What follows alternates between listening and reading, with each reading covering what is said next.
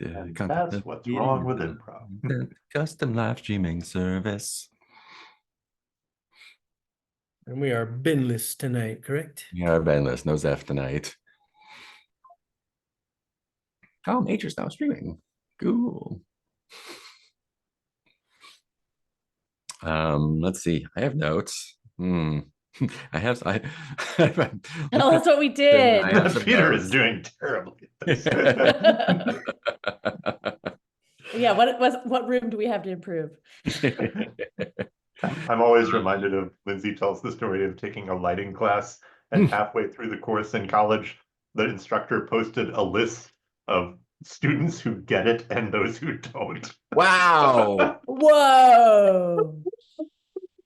That is a list. All right. Fuck. The thing you can do with your class. You could technically do that. That's the choice you can make. So I assume that's what Mark has in mind here. Yeah. Players who get it. Players who Players who don't. Here we go. Let's see what happened last time. Sebastian shit talks the Watcher, it says, and Hope got some Watcher powers. That's gonna work out great. Ren dove into the ground. Hope is grumpy right now. Yeah, not dreamers, the drifters. And there was a lot of talk about that. And then Ren decided, panicked, and used their flood painting to flood the whole courtyard. It can happen to anybody. It's just yeah, happens. But eventually that all settled down. Hope drained it. You all managed to do some theorizing. The Council for Divine Command is a thing that exists now, but it turns out that the Bureau is the one who is actually funding secretly this place to make things bad. Oh, is it the unmasking the sponsor of the clinic and reporting their activities to the authorities? So yeah, you just which is us. Biased to the authorities. We want to tell on ourselves. Yeah, whatever that means. But then you got the hell out of there. Did a visit to Sebastian's special place, the strip mall, the Grand Municipal Theater. The music stuck on the signatures of everyone who performed on the ceiling with prayer marks, including Sebastian Ward. There's some business there. There's a little talk between Zeph and Sebastian about what they might be missing. And then went to the old floating market place where there's no floating market anymore because everyone dispersed. The Battle Saint is still sitting there inoperable on the shore, and Sebastian wanted his locket. So Hugh wrote it into existence that Carl has the locket, and Sebastian used his paper angel to summon Carl to them, and they did that. And Carl is a saint. Someone messed with him, and he's got all sorts of Frankenstein parts and things stuck to him, including the locket. So the locket's there, but you're all sitting in the car, I think in the dark, and with the headlights on as he crashes out of the woods, and he charges you, and that's where we left off there. He crushes us all in the car. We are dead. The end. Somebody wants to freeze frames. I guess you're wondering how I got into the situation. The best part about flooding a room is that I also did it in a different game later that week. Yeah. Which you can also see on this very same channel. We had some wishes from last time. See what the Institute has in store. That will come up. Visit a mushroom cave. What is hope? When Zeph comes back, figure out what their journey move is. See what happens with Carl and the Battle Saint. I just have a note: destroy a hospital? ? Burn it down. So that's a wish. Beginning of session stuff on the Keeper. Do a recap of all active assignments. We have the miraculous clinic of the bleeding witness. Everything is answered and used, and all there is now to do is to report the Bureau to the authorities about funding this clusterfuck of a hospital. And then there is Godfeed, which we have not touched at all yet. It still has the 2 complexity 6 questions. What is the secret to this facility's success, and what is its critical flaw? Or why should some of the slaughterhouse's stock be seized? And for a assignment you haven't touched yet, you have 3 clues. So you could theoretically answer either of those questions without ever going to the place. You know what I think is going on just from thinking about it. You know. Players, mark new elective end of session questions if you wish. I did. And note them. I'm going to go out of my way to connect with the community, and we're going to undermine the orders of my superiors. Well, yeah, I think that goes without saying. Exactly. And there are some narrations to be resolved. I think Ren. Oh fuck! I didn't think about these. I think Ren has 2 open. Gosh. Which one would you like to go? Oh my god, let me read through what I need to talk about. So this session up till the first break will be the Rin show. All right. Everyone gather round. Sounds like a good time for you to maybe pick a monologue as one of your options. Yeah, I'm just gonna do all monologues. A flashback to my youth that shows my rebellious experimentation with illegal divinities. All right, we'll do that one first. Cool. So in honor of flooding a room, I think that when Rin was younger, working at the bank, there used to be a devotee of the trawler man that would sit outside and shout into the canal that was nearby the First Solomon Bank. And typically it would be Ren's job to go kind of shoo away this trawler man vagrant to not scare away the customers anymore. But I think there came a day around when Ren was 15 when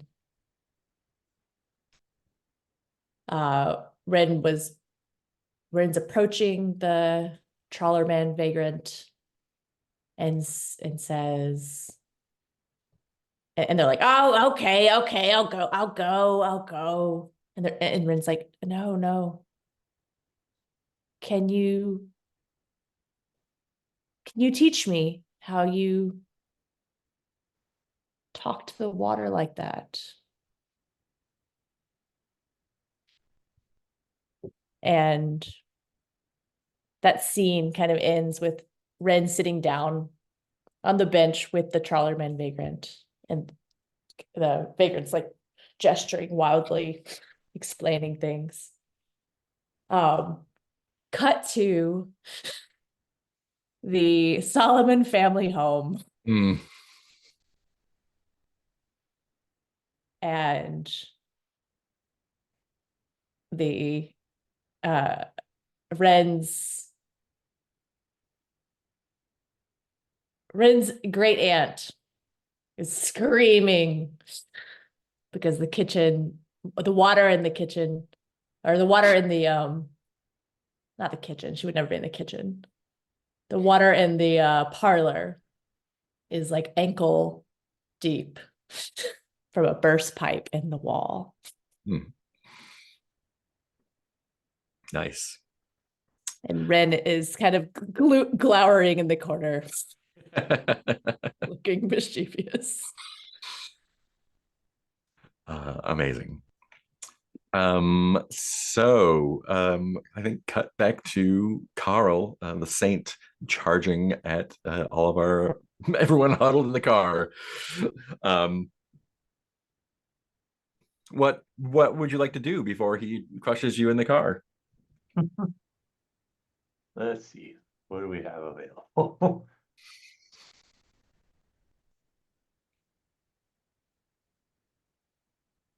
How can I use Grover against this?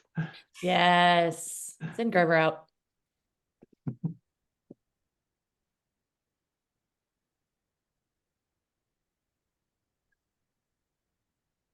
looking through all of my moves. None of them seem relevant.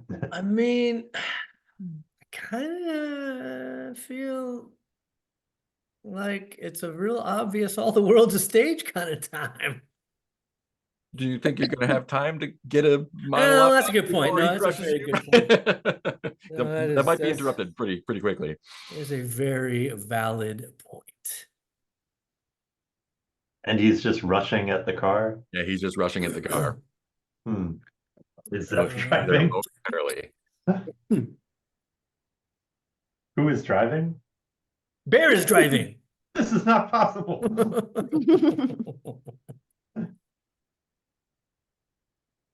Oh yeah, and this is the cop car you stole. That's right.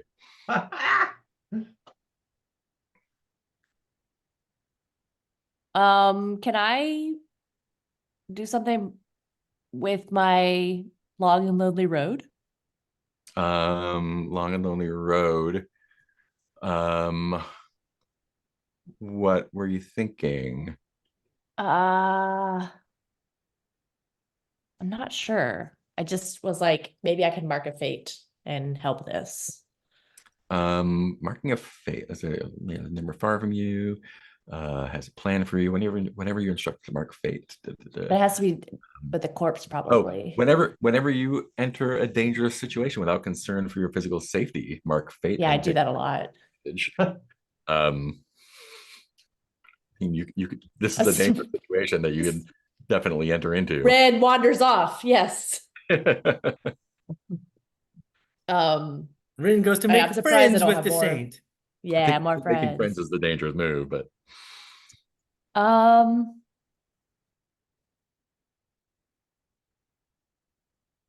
Yeah, but that just gives me to roll with advantage. Doesn't like magically solve the situation. yeah. That's the same thing sending Gordon would, or Grover would get us. Yeah. I'm sending Grover on the other hand.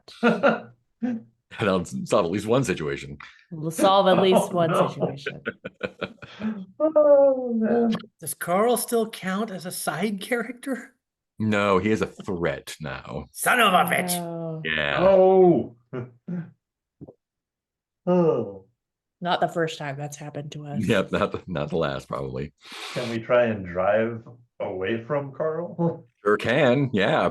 Who's driving? Yeah, let's fuck this place. I mean, that interferes with Sir's quest to get the locket from Carl. though. Well, you The know, locket is rushing towards you.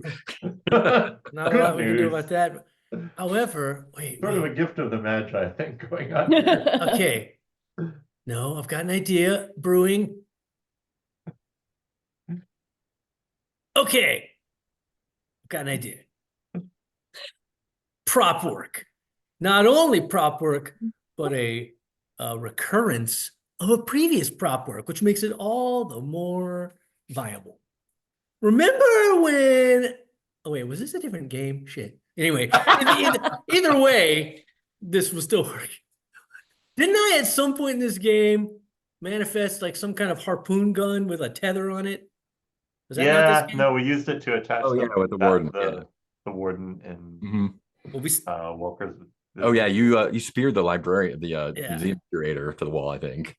I think that's probably hanging in the where you hang a shotgun in a cop car. In the cop car. Yeah. Yeah. So real quickly, I get the idea. Who's driving right now? Bear driving? Who did we determine his action driving? It's usually Zeph by default. It is usually Zeph. I don't know if he's just here in silent or how But we're doing someone's it. gonna have to roll, so it should be someone here. Oh, fair. Basically, whoever's driving, Mort. very quickly I go, Grover is drive left and fast. And I get the Yeah, it's probably harpoon Grover. gun out the right side of the car and try to spear that to a tree. Hmm. We're going for like a clothesline trip Carl move. Oh, interesting. Cool. So are you And then maybe we can get away. so yeah. I think attacking a saint is with disadvantage. If you're using that and marking it off immediately, that will cancel that out. So that's going to be a vitality roll straight up.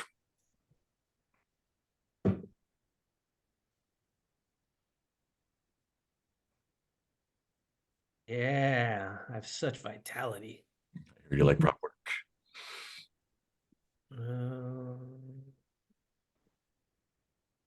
Ooh, fire the harpoon and we get a 4. Ooh. Oh no. Fired it inside the car. But you know what? I can Harpoon. finally use my custom move I've never got to use yet. Uh-oh. Acting. Thank you. A failure. That's right. Well, You it's haven't been feeling precision. much. A partial success.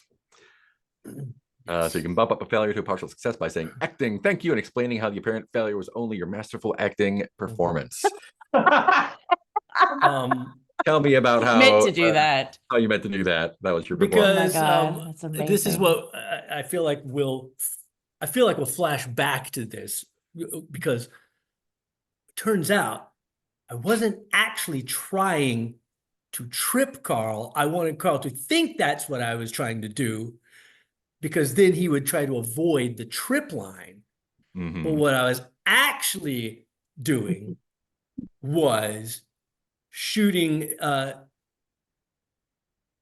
the harpoon into his leg so that we could wrap around him, like do a circle around him, and trip him like an AT-AT in Empire Strikes Yes. Back. Yeah, that's where I was thinking. Yeah. Yeah. Cool. But I aimed at the tree, so he's like, oh, he's going to shoot it in that tree. And he gets distracted and looks over there and turns. Cool. So you're going to take the condition spent. Except I will cut in and have you say, that actually distracted him. You were so committed to, I believed you were are you saying you weren't trying to trip him, sir? I think it's like angry, like captious sort of stuff is how the compliment. He was mad that he got taken in. Nobody ever tells me the plan. So I will take spent off of that. Awesome. Amazing.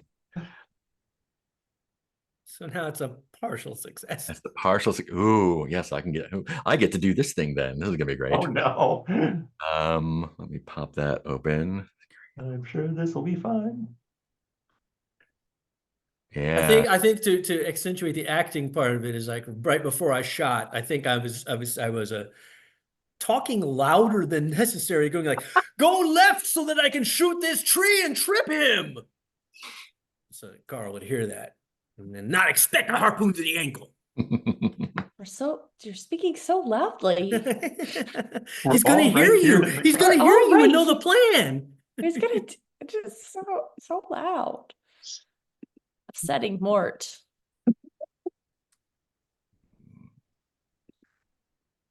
Why are you saying it loud enough that Carl will know?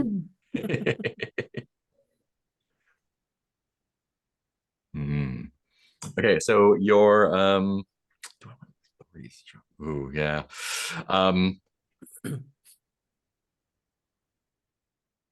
Yeah. So your harpoon goes through his leg and jerks the car. So you're going in a circle, like it or not. And you said Gordon is driving, right?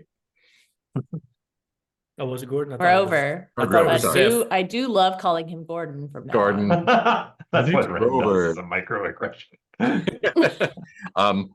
So I think two things happen. Sebastian, you're yanked through the window, holding on to that. I didn't think this through. It's a bad time for that.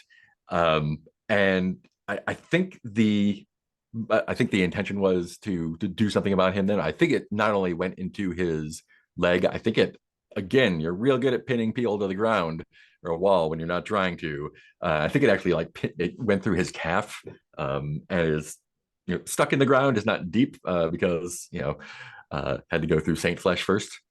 But you're there maybe 20 feet away from a saint that's very angry about having a harpoon through its calf. The other thing that happens as the car careens off on a tangent to that is that way back, there were some helicopters, and right now you see, coming from the same direction as Carl came, a helicopter, or what you assume to be a helicopter, you hope is a helicopter, shining lights down, coming up over the forest and spotlighting Carl. Hugh or Ren, what would you like to do? So right now there's a very angry saint pinned to the ground by its calf. And me Yeah, on the probably not other been end very of a long. harpoon. Yeah, and Sebastian on the other end of that rope. Out of the car Okay. now. Oh man. Guys, I'm outside. What can I do at this We point? saw. Oh yeah, I think Sebastian, you're gonna take the condition like bruised or scraped from getting dragged through that window. Pretty rough. Jerked violently through a window. Scraped and bruised. Ew. I also need to remember I have an inspired I can use sometime. Yeah. Yay. You did engage with an angel. Good job. Or a saint. I did. I checked that box. Yeah, so it is howling in pain. I think like looking up at the helicopter now. So you have a moment to do stuff, Ren or Hugh. Jeez. No. This is probably bad. Excellent. I think Hugh holds up his badge for bias and says, "Thank God you're here. Down here." He's got him pinned, but not for long. Great. What about Ren? I don't know. That seems like a solid plan. I'm not sure what Ren does. I think Ren is just kind of dazed and looking around. Yeah, I want to see what happens with this, what Hugh's doing. Great.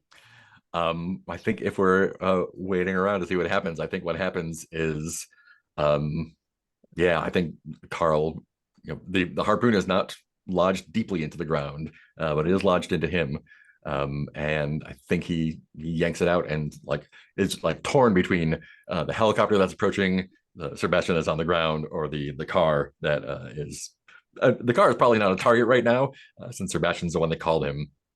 Yeah, I think it like looks like Frankenstein's at the helicopter a little bit, and then like turns around, like starts like stalking towards Carl, not charging, just like Good, sir. eyes intent on him. Yeah.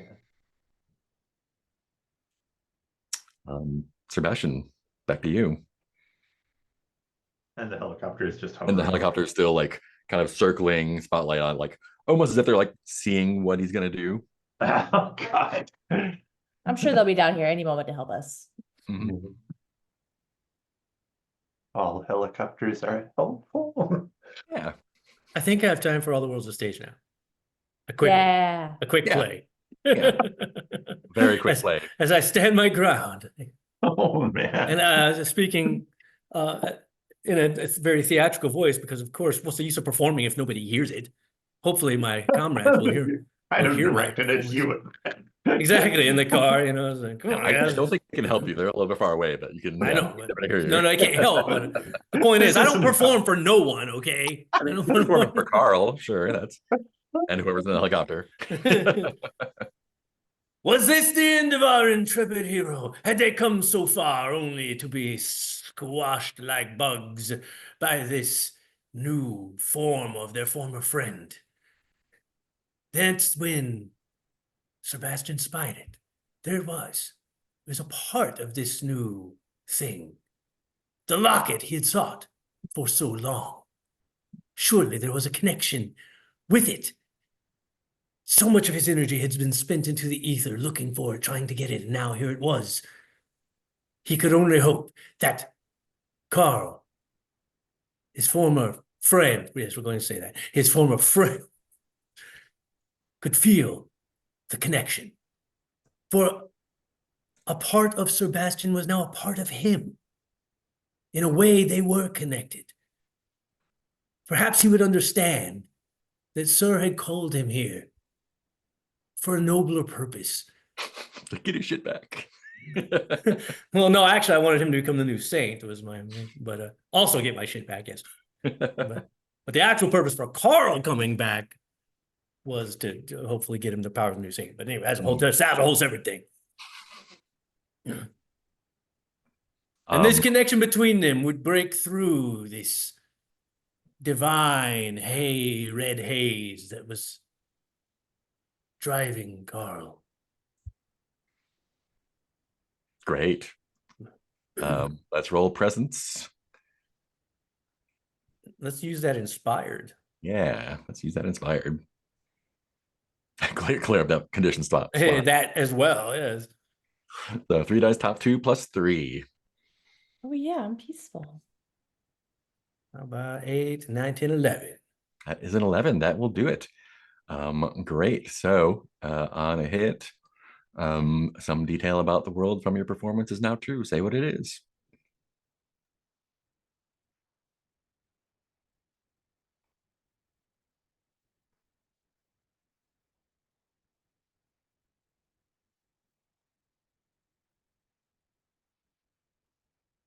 I think it is like how to describe the part about because he does literally have a part of me that's a part of him. I do think suddenly there's like a connection that sort of cuts through whatever like crush, kill, destroy. He's like, oh wait, it's just sir. Wait, I remember. Yes, wait, we know each other, and hopefully calms things down. Mm-hmm. Yeah. So also take your inspired back. Oh, all right. Since you rolled a 10 plus. Oh yeah, good point.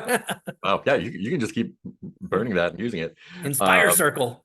Yeah, so I think he does. He's listening to you give your monologue, and you do see him kind of.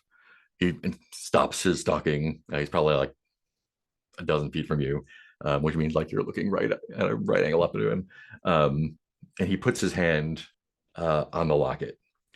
And you see where his hand is. He probably has extra hands and stuff, but he puts his like what was probably Carl's actual right hand to his chest, where the locket is, kind of like if it was around his neck. Like imagine it was like pulled through a few inches, so it's like the chain is coming out from here, and where the locket is, just like below it and underneath his neck, there's a face upside down, embedded in his like chest and neck, and it's the face of someone who was terribly burned that was kind of grafted onto him.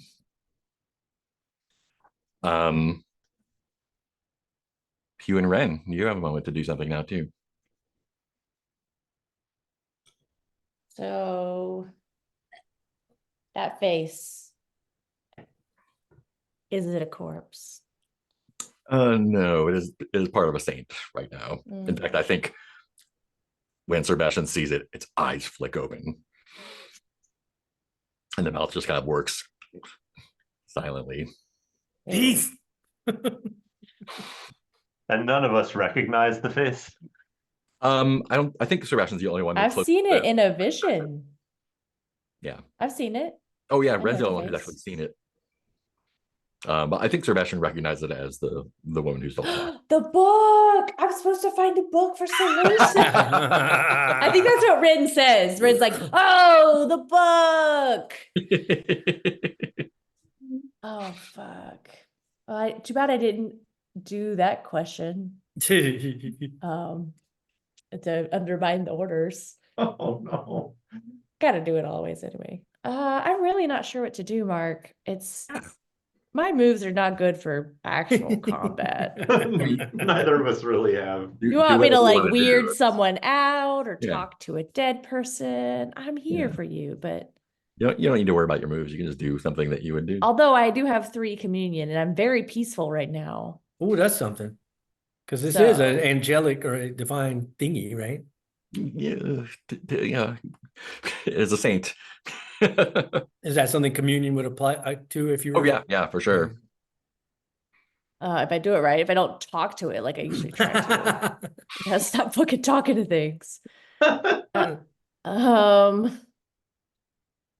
Grover to bring the car around so you're all closer to it? Yeah, Grover, get us closer. The fuck is wrong with you? Do you have anything you want to do while you're coming back around? Yeah, I think Ren is like,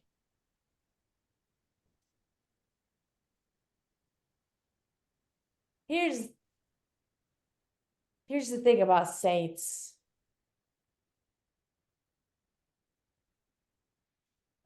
When I was younger, I used to be scared half to death of the saints we would make, because I mean, they're for sure powerful and for sure dangerous and for sure can't control them, and it makes you feel like there's actually no power that we actually have as just humans. And it kind of made me want to be a saint when I was younger. I was like, well, if I was a saint, then my parents couldn't boss me around, then I wouldn't have to inherit the bank. I could do what I wanted. But the thing about saints that I learned is that they actually don't do what they wanted. All the saints we ever had, they always follow some orders of some god somewhere. And as much as humans are often doing the same thing, at least we got a friggin' choice. At least we could try. It may be all for naught. It may be all for naught, and that we don't have a choice.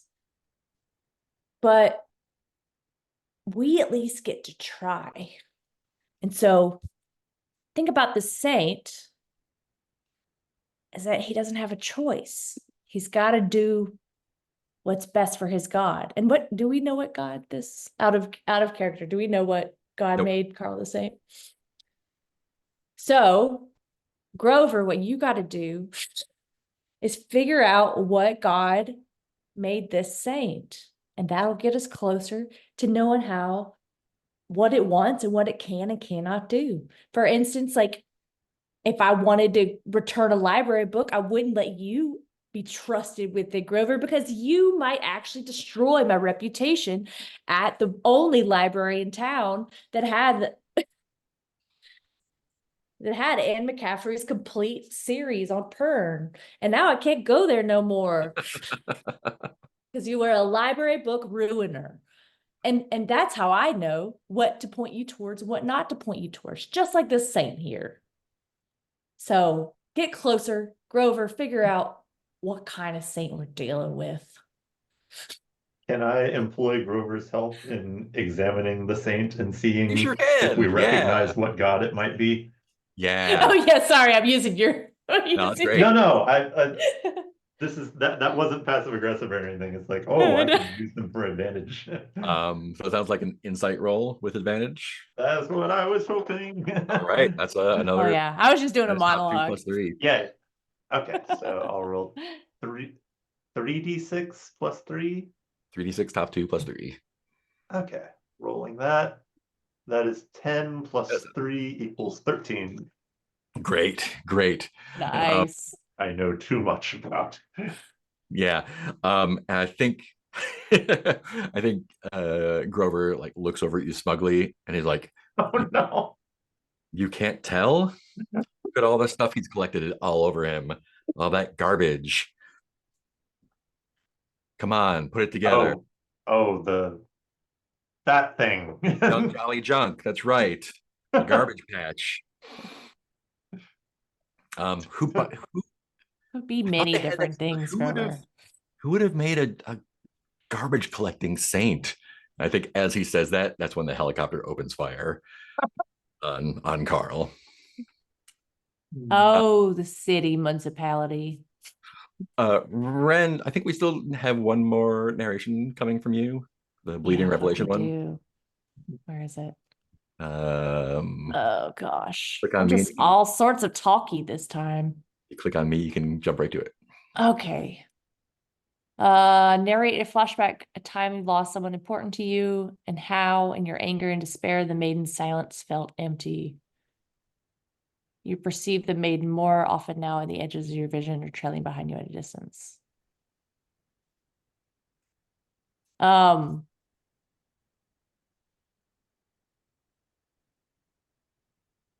Oh yeah. So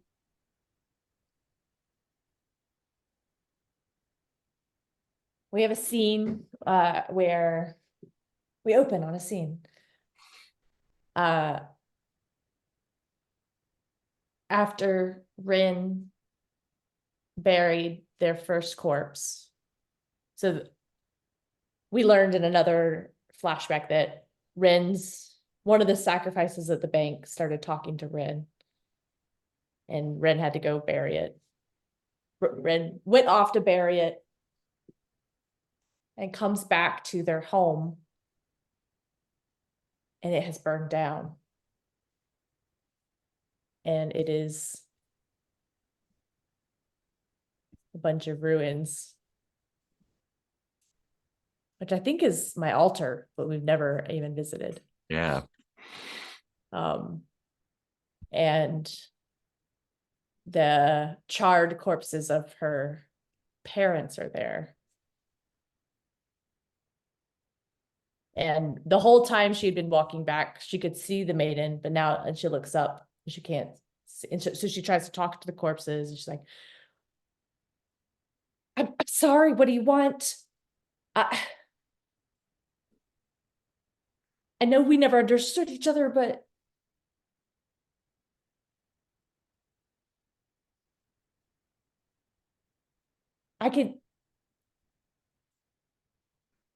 let me find her and I'll figure out where to bury you. I'll figure out at least these last things you want. And I think Ren looks all around and cannot find the maiden. And just kind of really for days is kind of seen throughout Glottage, like chasing down alleyways and corridors, saying like, where are you? Until they're finally taken into custody. Nice. I think, yeah, you like as the helicopter is opening fire on Carl, you see the maiden at the edge of the forest, patiently waiting. I think Hugh, like you get an additional thing because you rolled a 13. I think Rover is becoming a little bit of a know-it-all, as like he like kind of, I think like pulls up next to Sebastian, and like looks up at the helicopter and is like, why would the Institute be firing on Carl like that? This is a helicopter from the Institute. Full name of the Institute is the Institute for Theological Research and Innovation. A large government branch in charge of determining which faiths are valid and not, among other things. I wonder if Carl was a result of some of their experimentation. Tying up a loose end. Maybe we shouldn't be here. Yeah, maybe we should try to save Carl. That's what I was thinking. Oh, yeah. Start making a run for it because he's getting shot at. But yeah, what would you like to do? Mort can fly. Mort can fly.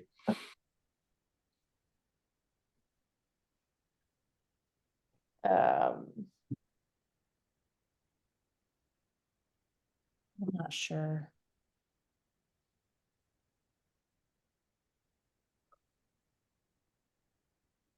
The T2 Terminator going into the helicopter scene only. It's important. Yeah.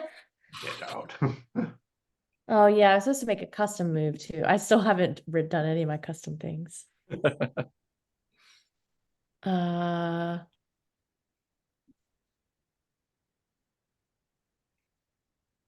And do we know if Carl can at all communicate, or is that we don't know really? We don't know.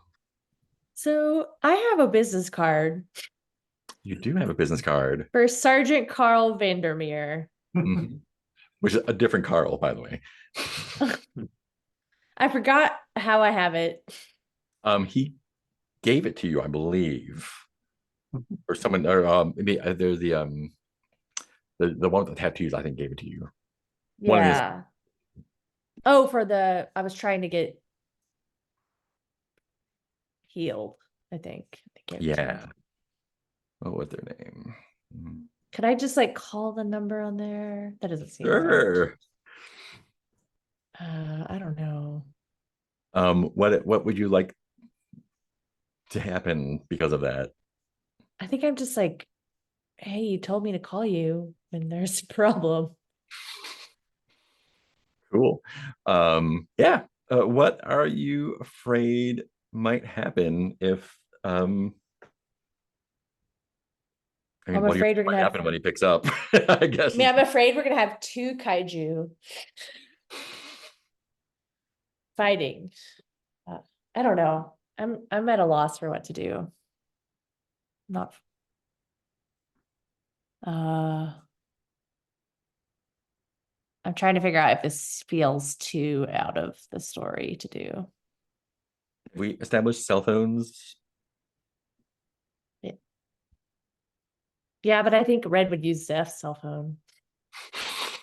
Yeah, definitely. I don't know if Ren has one. Cool. This would be a veiled move, I think, with presence. So there's no worse than that. And you Yeah, let's try it. I mean, unless anyone has something else they'd like to try. Yeah, go for it. This is calling up Carl to try and address the helicopter situation. Yeah, I think I'm gonna call the sergeant and say like, hey, and this is, do we know if Sergeant Carl is with the Institute? He is with the Institute, yes. Oh, okay. Yeah, okay, good. That actually is a good plan. Yeah. It's not just calling some random guy. Okay, yeah, I think I'm calling and I'm like, hey, you guys need to stop. It is what? Cool. That's a roll with advantage. So 3 dice, top 2, and I think you have a 0. Yeah, 0 presence. So Well, yeah, I guess I should have fought if I fought the saint head on, I would have +3. That's what I get for being a coward. I find the new dice roller. 2d6. 3d6, take the top 2. Sorry, could you say that again? You're rolling with advantage. So 3 dice and take the top 2. Okay. That is an 8. 8. An 8. Great. So you do it with a consequence. Makes Great. sense. Great.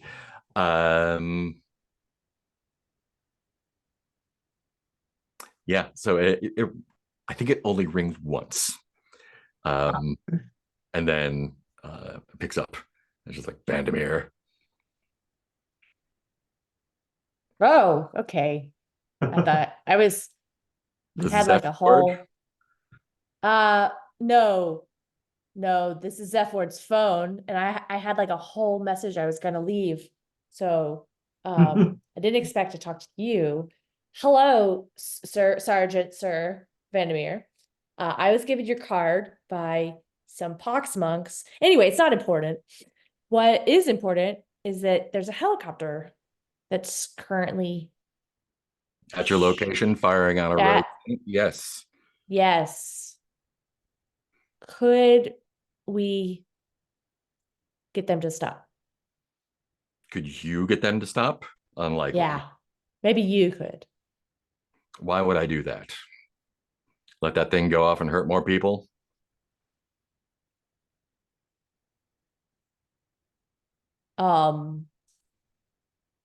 Well, good point. If I were you, I would leave the scene and leave the dirty work up to us.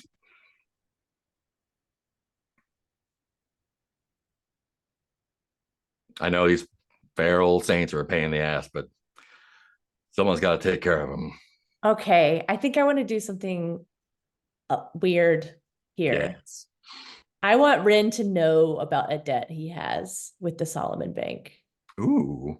Can I roll for that? Like I think Ren knows some dirt. I think Ren might know some dirt on his family. Interesting. Is that something we could do?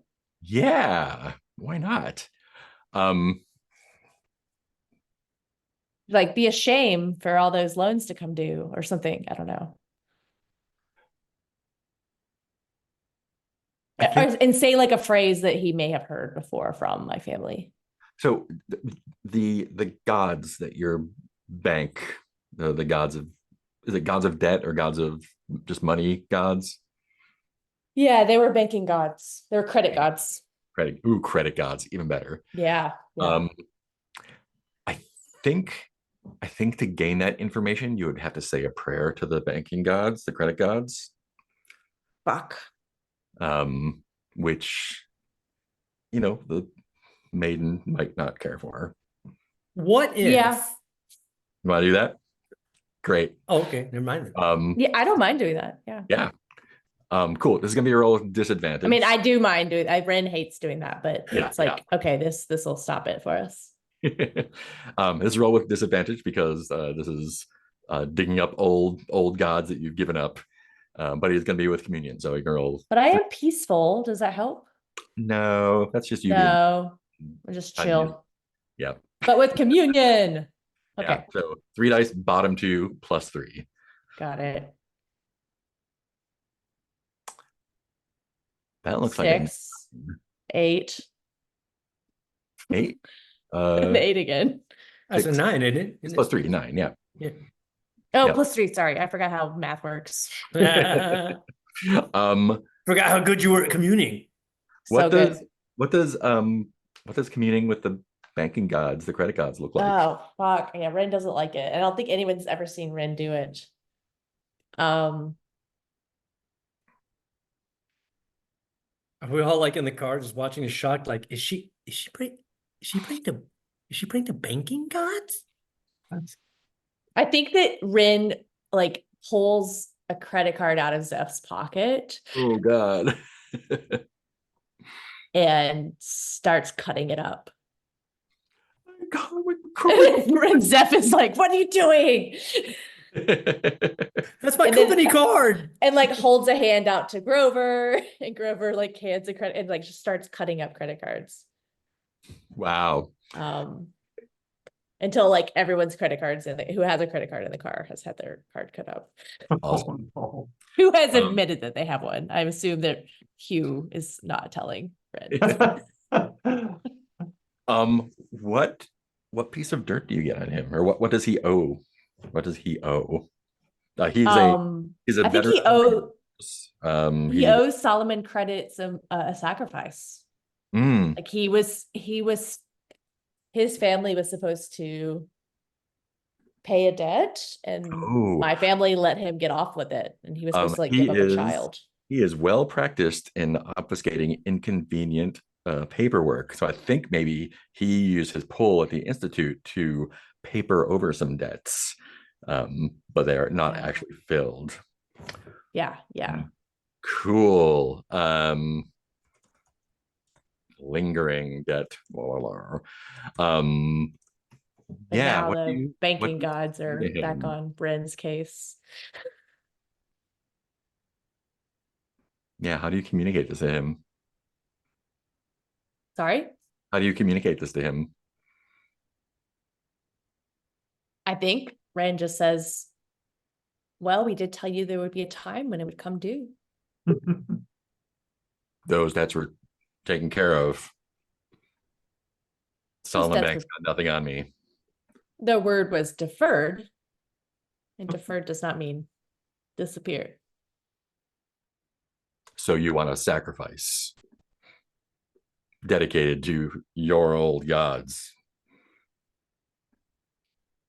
Or we could figure something else out. Well, I have one lined up right here, so I suppose we can't let a good saint go to waste.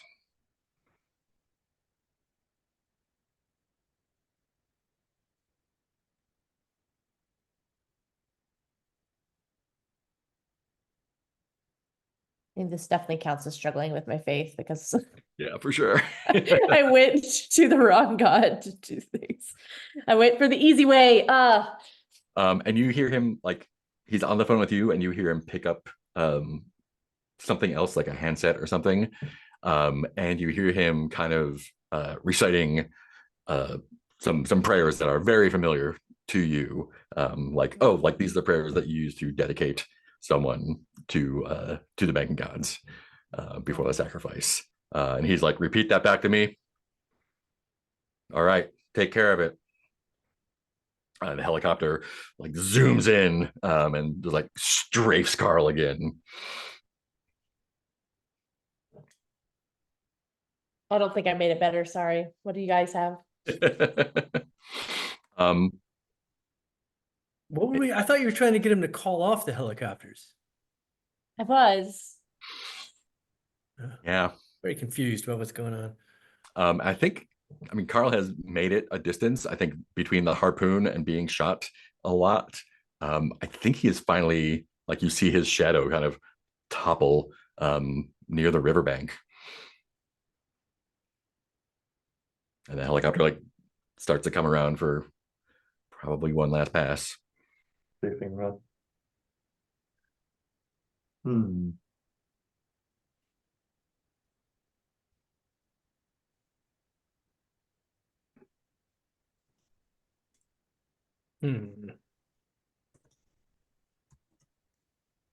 Forgot what we were trying to do with Carl. We're trying to get this locket.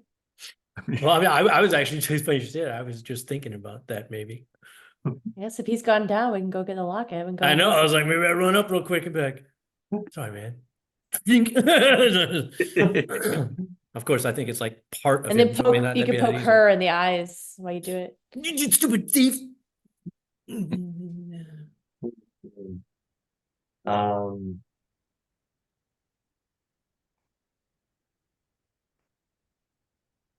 Yeah, there's really no like there's that thing isn't really Carl anymore. So there's no saving Carl. No, but there is breaking Carl down for parts. No.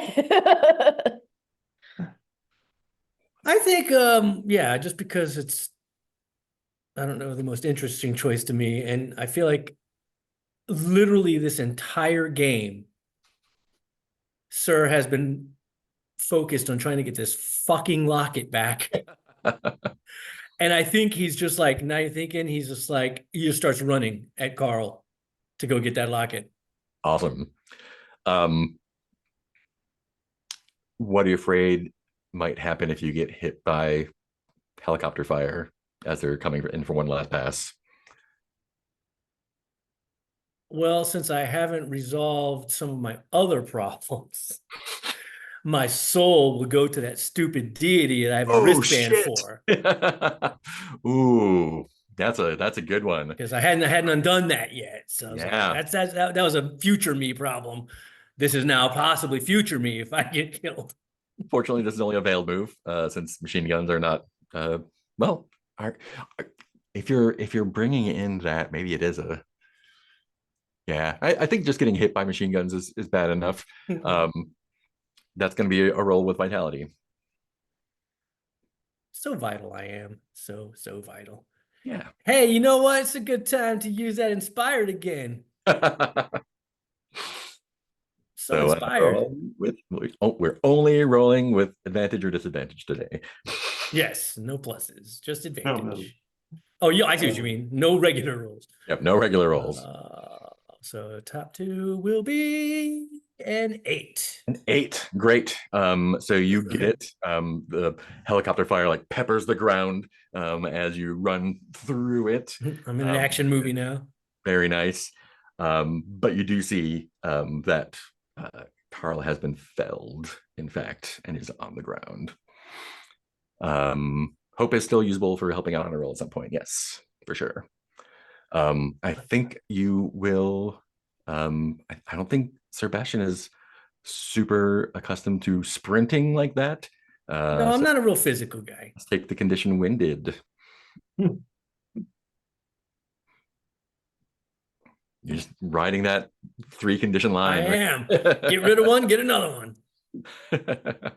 I like to stay full. And Vandermeer, back to Ren. Oh, Says, all right, it's taken care of. I think Hugh might say this in character, like to Ren, is like, could we tell him about the clinic? Yeah. I mean, we did want to, I'm not saying this in character because I'm not here, but like, I know we did want to get the information out there, like, you know, like we were saying, like anonymous sources reports to the media or whatever kind of thing. We could report it to a rival agency. It's true. I mean, you gotta do what you gotta do. Yeah. Have fun. I'm running for a locket. So he says, my debt's cleared now.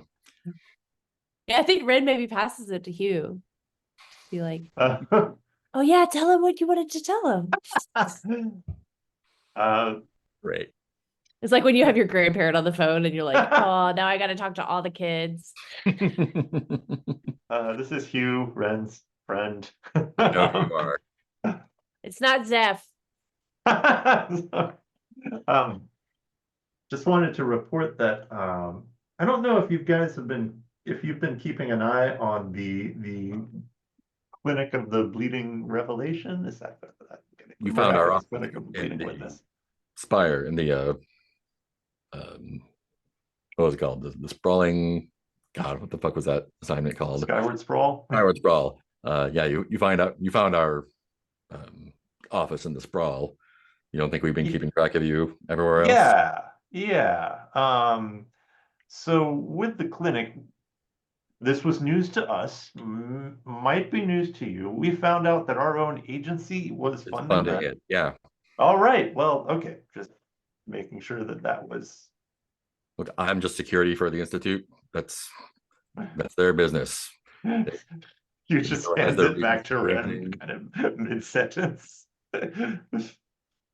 Oh, okay. Yeah, so that's what's going on here. How are Any you? favors you need me to take care of? Oh, now that you ask. That was sarcasm. I'll be seeing. We're here. Click. Okay, we could do lunch sometime. Sebastian, you run up to the fallen form of Carl, who fell right next to the dock where he used to stand guard at the market, on the ground, face down. He'd be happy to be his final resting place. What would you like to do?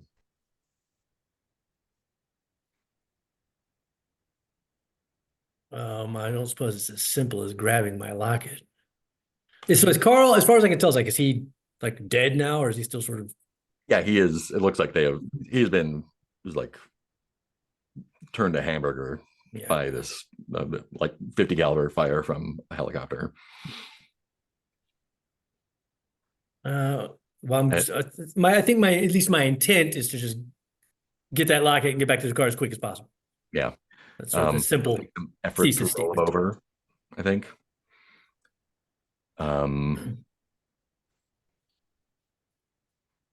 But you can do it. He's twice your size easily. So you're definitely. We all know Sebastian's known for his physique. Yes. Yeah, you're kind of whooped. But yeah, I'm scraped, I'm bruised, I'm winded. embedded in his flesh. You can pull it out if you like. I'm determined. This is the end of a very long road. So I think the only question is, what are you afraid might happen? What are you afraid might happen when you pull it out?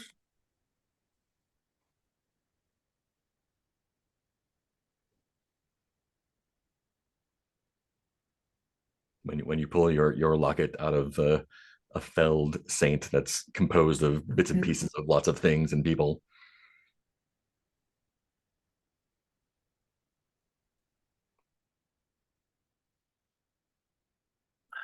Something to do with burned face girl. Since he's the one that stole it, like that she'll like fight me somehow. I mean, not like physically fight, but like kind Ooh. of her eyes will open and she'll make it harder for me to get. Like, she'll try like suck it back into the flesh. Interesting. Like, you're not taking this. Yeah, I think it's worse than that. I think that some of the things that are embedded in Carl will become embedded in you, and her face would be one of them. Oh God. This is going to be a roll with communion. This is a yay, my other zero. This, I only roll with 0 things today. I don't think there's anything I can do about it, but let me double check. No. you had your locket. Help you with this? That's a if you want to use your locket, I think you can burn it for inspiration here. like use it to get it back, and then I just you'll have the locket in hand. Yeah. Just a matter of like what happens. That seems poetically appropriate. And you'll still have the locket. It just won't be able to be used for a roll. Yeah. And so that would give me advantage. Yep. All right, let's do that then. Only advantage rolls. Mm-hmm. Hey, that's a 9. Great. So that is a success with a complication. So you were able to pull it free. I think when you pull it free, like something in him gives, and his flesh just kind of falls apart, and all the things that were stuck in him clatter to the ground, including bits of other people, arms, legs, teeth, eyes, faces, feet. It just all collapses into a big hump of garbage and meat. Goo pile. And can I do something better than just give you a condition? Probably can. I don't have any room for conditions. No.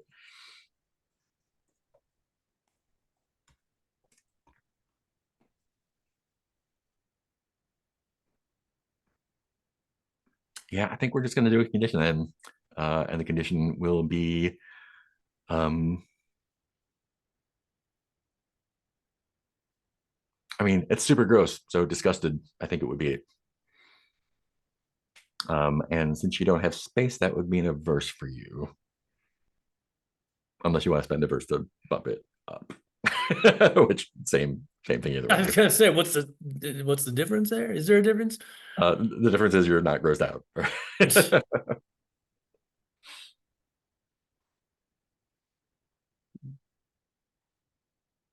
But since I don't have room for it, I'm not grossed out anyway. I mean, you have to burn the verse either way. Right, that's what I'm saying. So I mean, the end result is completely the same, right? Yeah. Well then, looks like we're delving into our verses of prophecy finally. Oh shit! Whispered Psalm time. There in a flashback to the first time you felt the presence of the Watcher. How did you feel truly seen for the first time?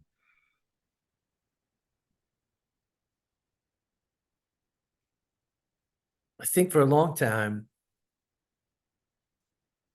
the Watcher is like most deities of most religions in our world. And that is like, it's a thing people talk about, a thing people worship, a thing people but it's all theoretical. No one has any proof. No one has met them. It's all like faith.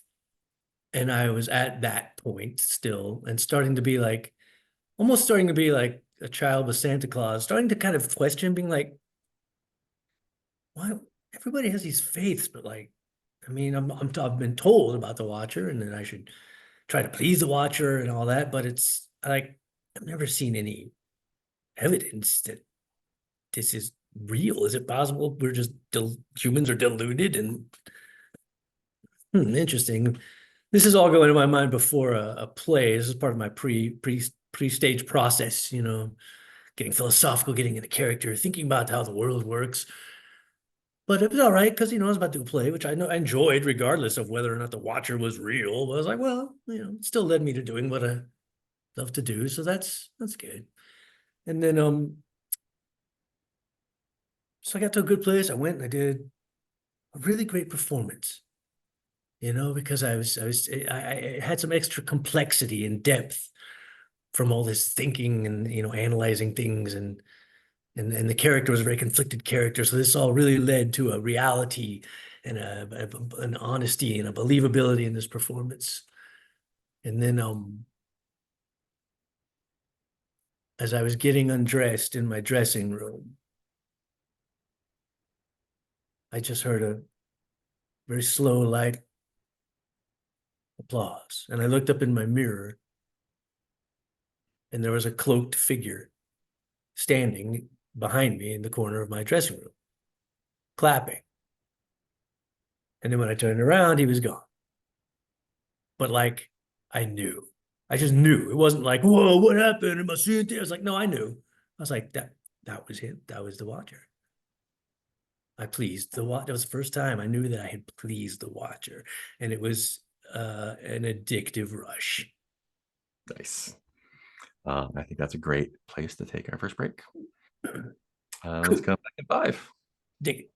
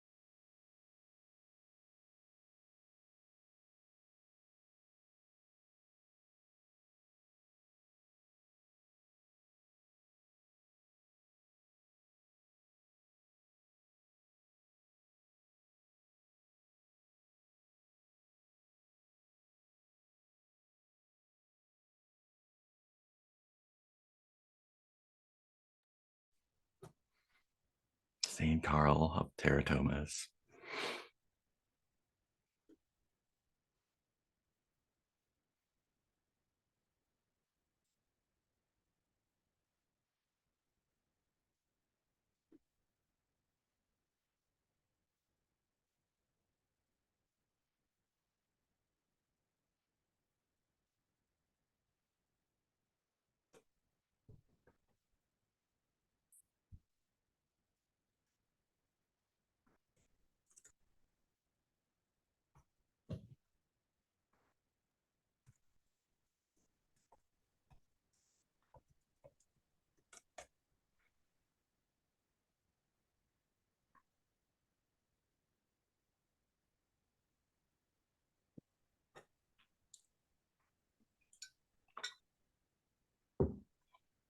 Yeah, why is my camera not coming back on? Hello, camera. Is it your background maybe? Getting the like green screening you properly? Weird. Nope. It's just not working at all. Just not acknowledging my existence. Okay, what the hell? Oh no, he's invisible now. I am. Unplug it and plug it back in. See what happens. That's been happening to me recently. The Watcher has forsaken you. Oh no. Oh, there we go. For some reason, it had switched to my There. integrated camera instead of my external one that I use.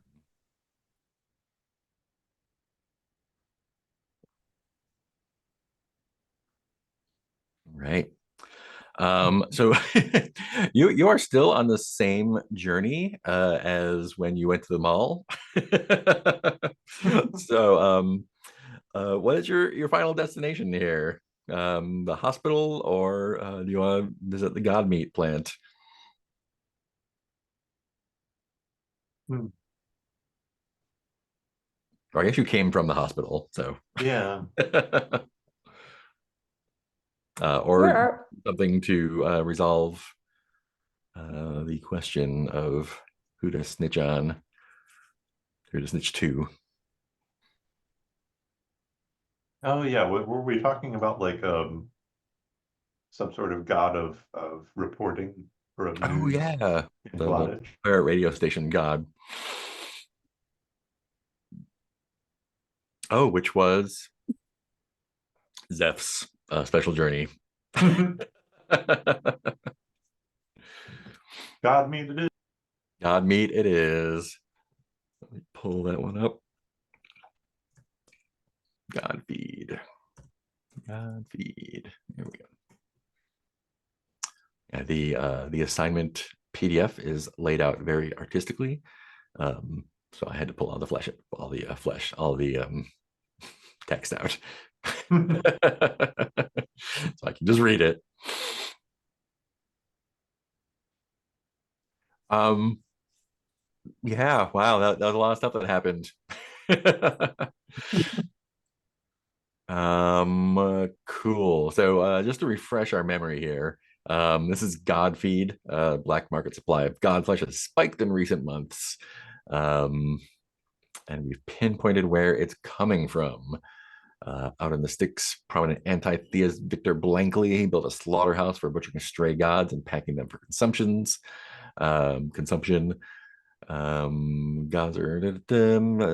This particular operation has grown a bit larger for a bit longer than Bureau analysts would predict. We're not worried about a threat to the licensed gods, and we might get lucky if one of the more meddlesome banned gods gets mixed up in the supply. But safety first, head out to the Blankley stockyard and inspect its curiously successful operation. That'll be useful to the analysts, and maybe you'll find an asset or two that might be useful to seize. Based on our communication with the facility, you should find the operators generally welcoming. Think of this as a little vacation from the rest of the shit you've been dealing with. So this you had found a name you would not expect to be involved in an operation like this. Someone you were close with once. Does anyone remember what that was? Let me see if I can find. Not Mog Squamus. is this not also a new journey move since the last time we were going to the We were going to the market and we got there and found out there was no market. You're on the same journey. This is all one journey here.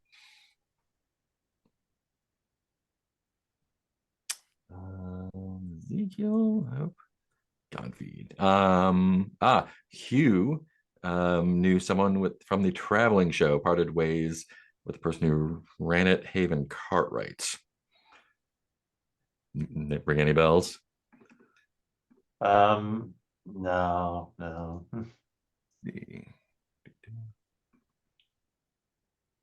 Yeah, so apparently you knew someone, a name that came up in the files, Haven Cartwright, who was with a traveling show that you were with for a while.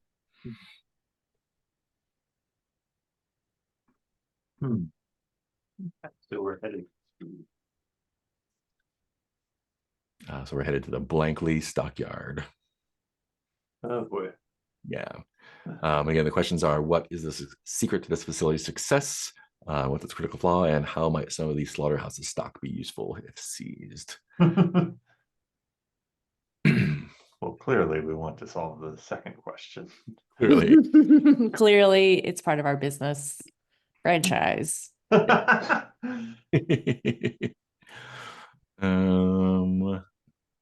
Great. Mm-hmm.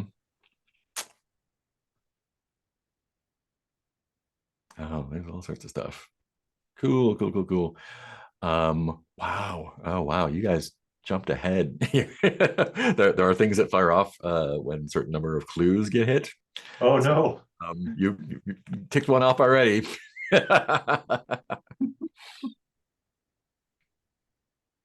Just see which so one. why is this the same journey? Because the market wasn't there, so it doesn't count as a Yeah. The destination. market wasn't an assignment. Yeah, the market wasn't an assignment. Sucks because I'm full of fucking I know. things. Bad shape. I'm just gonna stay in the car. Y'all go in and have fun. I'm not doing anything. Oh no.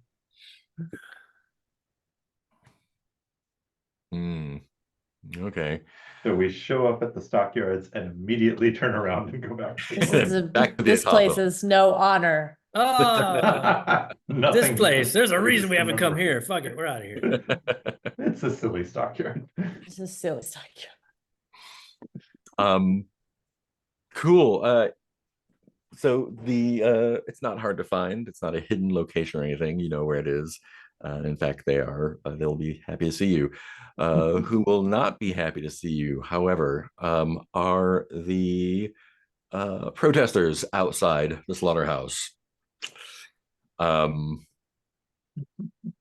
slaughterhouse is a large industrial building, and outside the gates, chain link fence, are it's a small-ish group, maybe 20 or so, but they are definitely there with signs and a bullhorn chanting "Food for gods, not gods for food." Yeah, they're all just teeny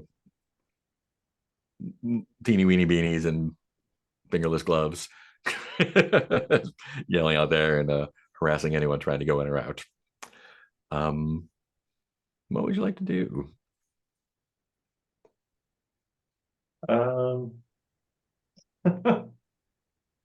Can Hugh ask them for more information about why they're protesting? You absolutely can. Grover's dismantling some signs. Doing so while spent. Yeah, I think Okay, the one who you can attract the attention first comes up. She's got an orange knit cap with a patch that says "You stand on divine land," and has a black bandana around her neck, and has black smudges on her cheeks. And she looks like she's ready to go. Oh no. What do you and she's like, "Oh yeah, you here to join up? Got some signs if you need them. Or are you here for action?" Action, I think. We're from a government agency that we're supposed to investigate these guys and see what they're doing wrong. investigate. We know what they're doing wrong. They're using gods for food. Not it's not supposed to be that way. Look, if you want to take care of some things, we can find some ways, but we know what's going wrong here. It's Oh, just no. a completely unethical operation. Like it's bad enough that they like the corporations use gods as like marketing and advertising. Like, well, we're gonna look 30 years from now, we're gonna look back on the whole like faith industrial complex as like completely barbaric. This is gods deserve freedom. So either we're trying to see why to seize some of the stock, or what is the secret to their success? Like, is there any? Yeah, and I think he just kind of takes in the size of the stockyards and is like, how did they get this big? Great question. It sounds like you're doing some investigation. I suppose so. Great. That is gonna be with presence, right? Yeah. Investigation move with presence. Okay.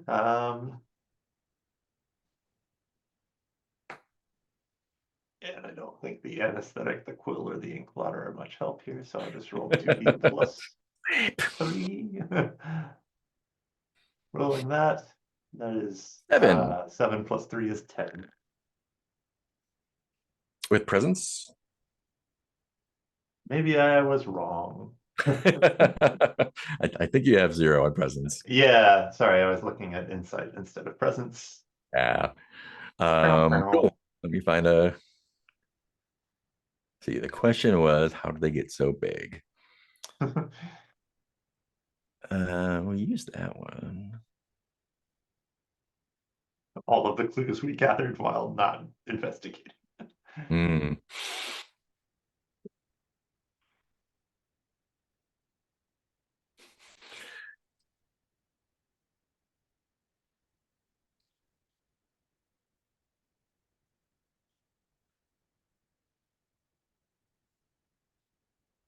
Huh. Yeah, I think she presses a stack of brochures into your hands. This is all laid out here. I mean, look at this. And the brochures are not pasting. There we go. They're for mostly roadside diners, a bunch of them. And they are like have like a lot of like circles and arrows on them, kind of notating like which God's followers go to which ones. You're like, see, this is like they're feeding these gods to these gods, and these ones here, they're just playing them off against each other. Like that's how they got so big so fast. They know they got strategy. You know, most slaughterhouses like this, they just want a quick buck. Oh, sure. Fucking what's his name? Blankly's got a strategy, and I don't know who his contacts are, but it doesn't matter. We're just gonna take this place down. So you in? And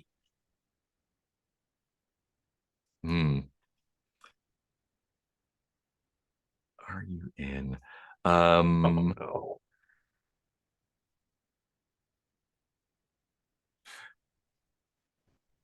Which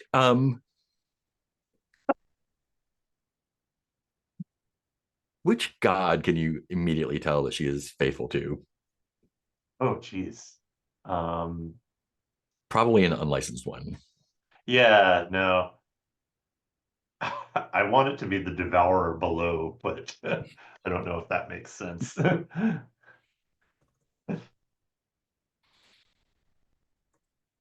there are other options that seem more reasonable. That makes sense to me. Yeah. That definitely makes sense.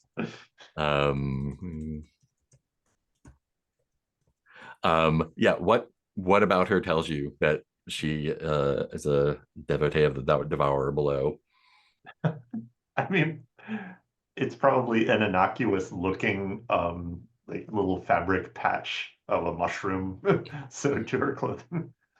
Nice. It's like doesn't mean anything to the casual observer, but yeah, but you all know.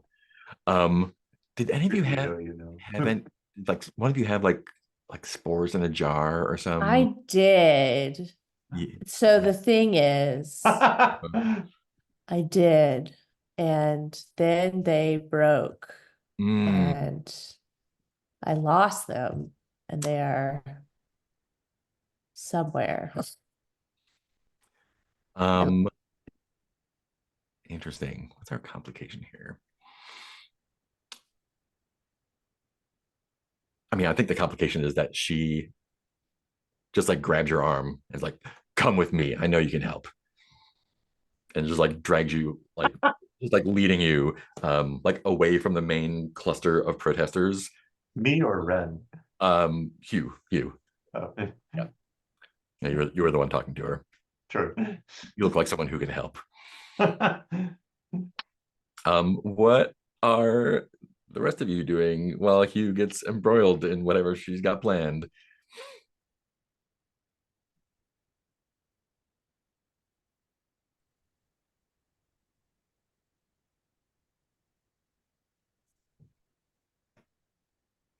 Or quite, I guess the less vague question is, what is your disposition towards the protesters? Are you like presenting like I need to get through here, or are you sympathizing with them, or like how are you approaching the protesters?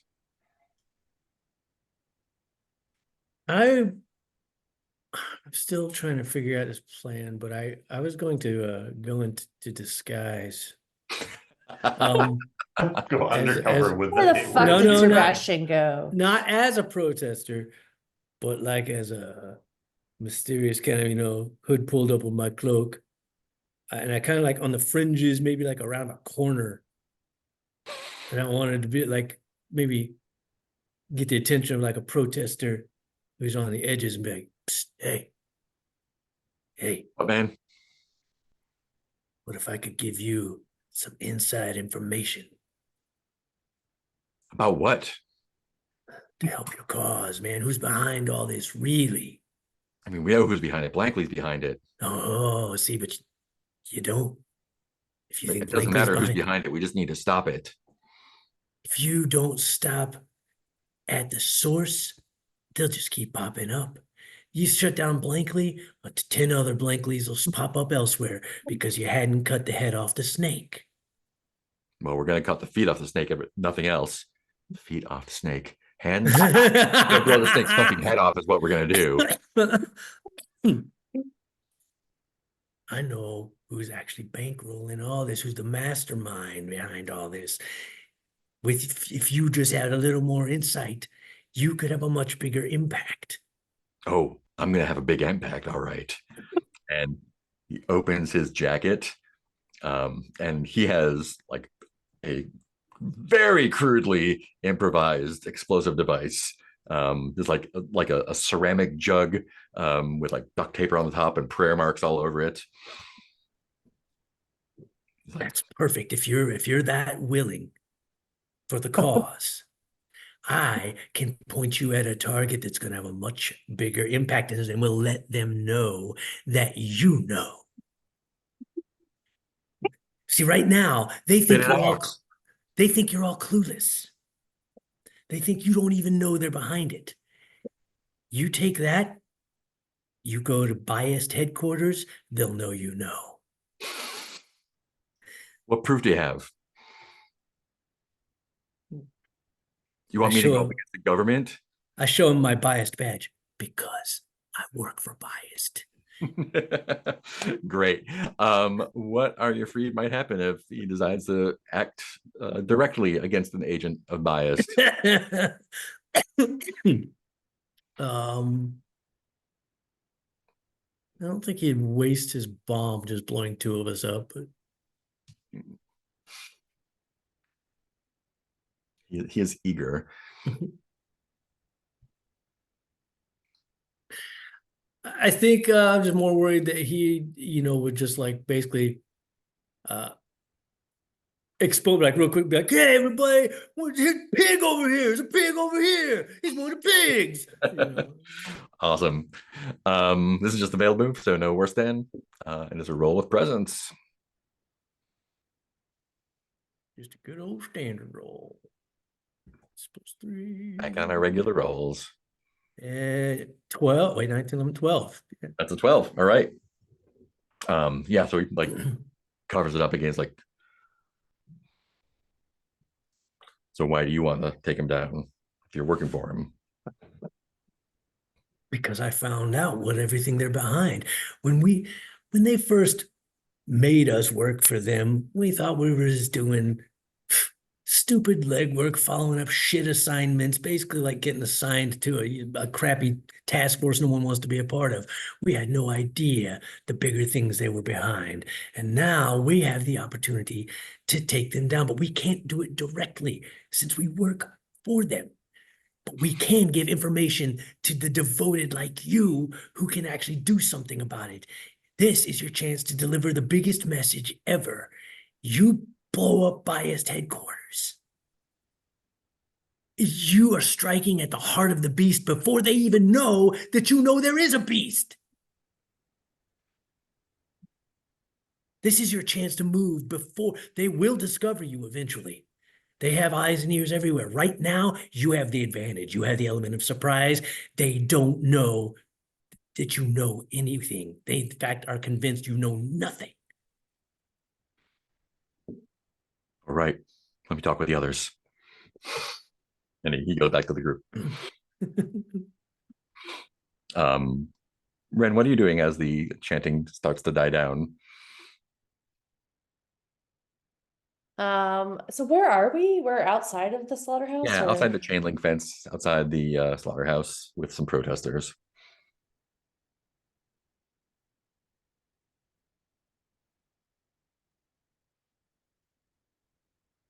I mean, I kind of want to go see it. We just walk in, or I think you probably are there can now. guards? I think the protesters are starting to disperse. I think Ren is like so curious about the slaughterhouse. And it's like, what does a dead god look like? Oh, awesome. And can I talk to them? Yeah. The only human corpses I talk to. Ooh, great questions all around. Yeah, I think after a very short time, the protesters like disperse, and every single one of them leaves, except for the one that had grabbed you. And yeah, you can just walk in the front door. Yeah, I'm gonna do that. Yeah. We'll come back to that in just a moment. Hugh, you've been dragged around to the side of the slaughterhouse. Yeah. A very fervent young woman who has pressed a pair of wire cutters into your hands, bolt cutters. And she's like, we go in here, and then we can strike directly at the heart while they're distracting them up front.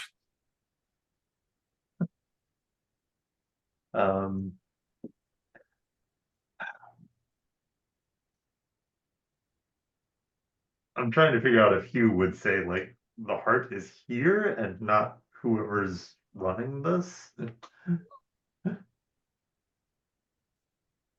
Yeah, I guess he says something like that. We have to attack on all fronts. There's other groups doing other things. This is our job. Let's see. How does Hugh handle this? Yeah, I think he's still just kind of like, I'll roll with this for now. Cool. So the two of you work through the gates and make your way in to the side of the slaughterhouse. Great. Let's see. Locations. Cool. So I think Sebastian, do you want to go in the front with Ren? Yeah, now that I've done my shady business, I'll Great. throw my hood down and rejoin Ren as an agent. Yeah, so the front is actually like where like things are being loaded in and out of it. There's loading docks, and there's pallets of boxes marked with different prayer marks on them, and a couple guys like loading them into some trucks that are backed up against the doors there. There's a field nearby across the fence, and you can tell like a lot of the like the runoff from the slaughterhouse kind of like comes through the doors here and kind of into the field. There's a paint the scene here. There's simply no way to contain the odor of god flesh. What smells remind you of your brushes with the divine?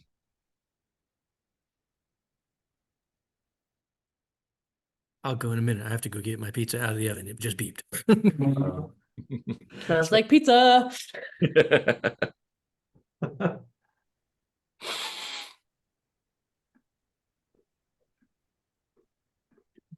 Hints of dough and tomatoes, garlic.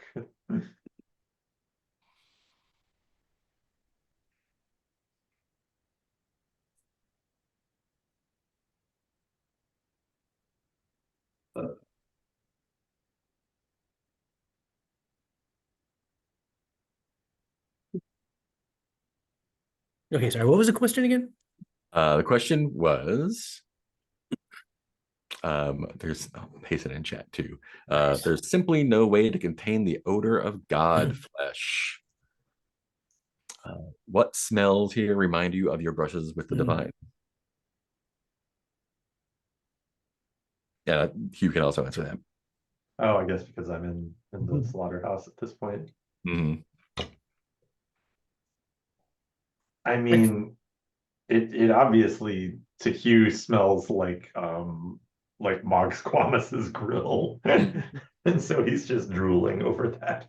I'm trying to stay focused, but Oh yeah. I think that sometimes in some of the divine manifestations we've encountered, we notice like a vaguely ozone scent around them. But here, there's elements of that, but in like a strangely appetizing way, where like there's a twist to it that somehow actually smells good. Where you're like, it reminds me of ozone, and yet I kind of want to eat that.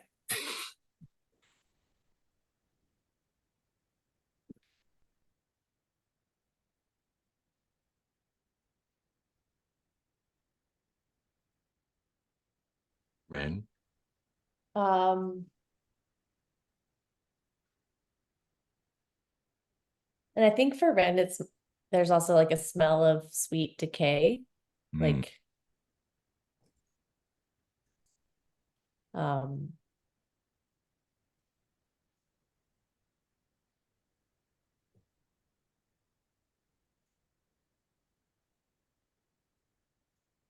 yeah,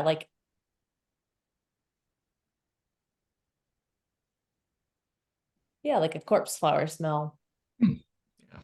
Where it's like, oh, it's not quite a decaying smell, but it's like trying to attract things that might be attracted to a decaying smell. So it's like a little unnerving.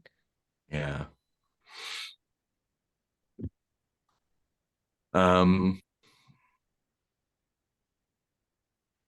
Yeah, great. Do you interact with the guys here at all? They're just kind of like doing their job, loading god stuff onto the truck.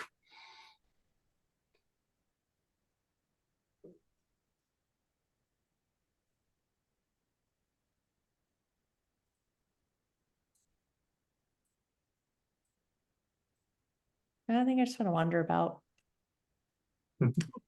Yeah, they don't pay any mind. They're focused on their job. I feel like I have I want to, I don't know. I have that urge to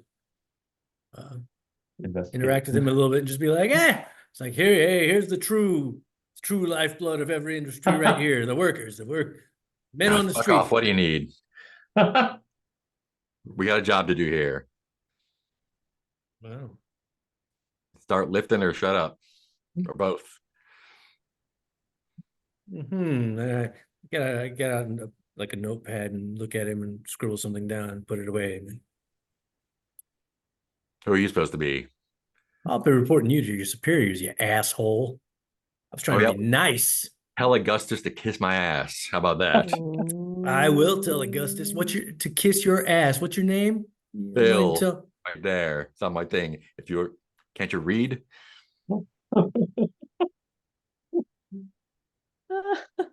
Yeah. Hope you have another job in mind lined up, Bill. Yeah, they're not going to let us go. They can't afford to.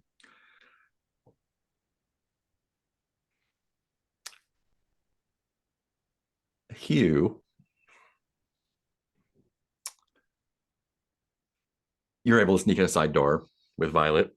Yep. Everything's going great. There's a you're in a large-ish room, a longish room, with a conveyor belt that runs through it. And it's clearly conveying bins of god stock from one place to another. And occasionally one will kind of like be shunted off into like basically an inspection table here. There's like the quality control room. And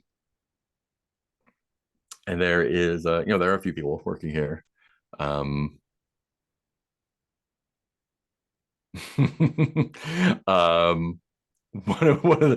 of the guys who seems to be kind of not in charge, but like maybe has seniority here. He's got like black slick back hair.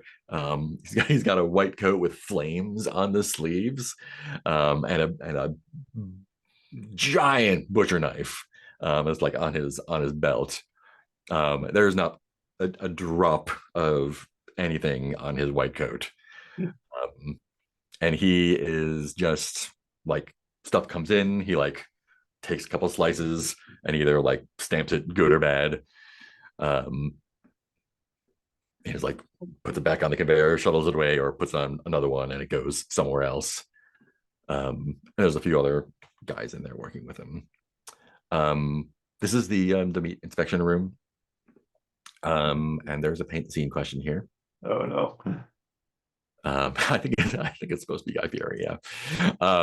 How can you tell that the inspectors approach this part of the process with intense vigilance? Oh, how do I? Okay.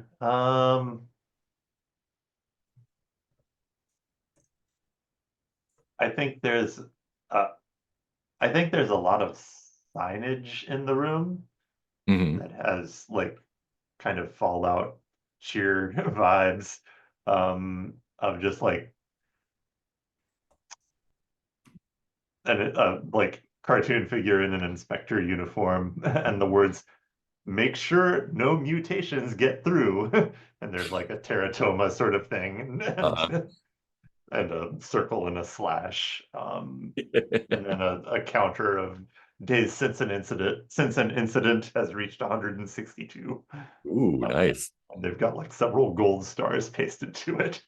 Yeah. Like, they're really just a positive work environment. Awesome. They seem concentrated on their work. And Violet kind of like gives you the nod and takes you each have bolt cutters, and she takes her bolt cutter and starts like coming up behind this guy. What would you like to do? I'm going to interfere stupidly with this. I wave her off and simultaneously pull out my biased government badge. Yes. Does the inspector chief have a name tag? Yes. It it has a name that's crossed out though, and just says Torch on it. Great. So, Torch. I'm here from Unlicensed God. Jesus Christ! What? I mean, other god's name, whatever. Sneak up on a guy like that. No, of course not. Government inspection. Inspection? We don't. I'm the inspector. Who? Like, are they replacing me? What's going on? Oh God, no. They've just got some questions about the organization. Clearly, you're doing good work here. Yeah. No, you're not the problem. We all do here. We're a team. Yeah. And like bins start piling up a little bit behind. He's like, yeah, this will be quick. Better be. God, I'm gonna find a quick investigation move to do here. Let's see. Fuck.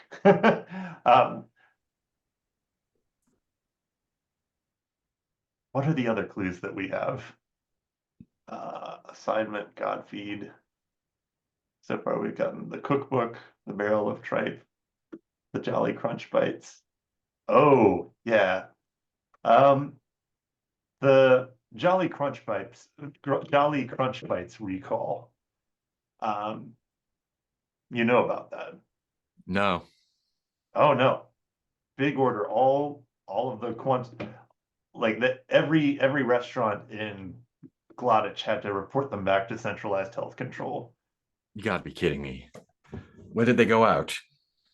Do I have an estimate on that? Probably. Like I saw that probably a couple days ago. Yeah. It would have been about a week ago. Week ago. Jolly Crunch. I mean, they process so much. I mean, this is, to be honest, they can repackage these in whatever way they want, right? I'm not It in could be charge of the downstream. packaging downstream, but just try and keep a clear mind in here. Like, don't think about things you like. Don't think about things you don't like. Whatever you think about, that's, I mean, if you're thinking about beans, it's going to be the god of beans. So you just got to be focused. So what do I have to do with this? Apparently nothing. Get back to work. I mean, so you came here for a reason. Right. Who do you need to talk to? Who would know more about the Jolly Crunch output? I mean, that's I mean, talk to Blankly, I guess. Is that your immediate superior? I mean, he's the superior, so he's the owner. Yeah, but like chain of command. Who's the next guy up? It's kind of flat around here. We're not really big on hierarchy. And so I think he kind of nods to Violet and says, "Let's go talk to the man in charge." And she's like, fine. I think this might be a roll to see if you can get her to back down. Oh no. Okay. Yeah. So what are you afraid might happen if she's just like, no, fuck this guy? Let's see. I think she not only brains him with the bolt cutters, but the pile of god flesh that's backing up starts to sort of move and glom together and become a new thing to deal with. This is gonna be another presence roll, I think. Yep. Yep. With nothing. Okay. So 2d6 plus nothing. 2d6 plus nothing. 4. That's a 4. Great. Oh no. Yeah. So I think, she's like, fine, and you turn away, and she just clocks him, like, and he's facing her now across the Oh face. no. And she she grabs his big knife as well. And yeah, the boxes of godflesh start piling up, and I think they, like, you can see them transforming into like these jagged,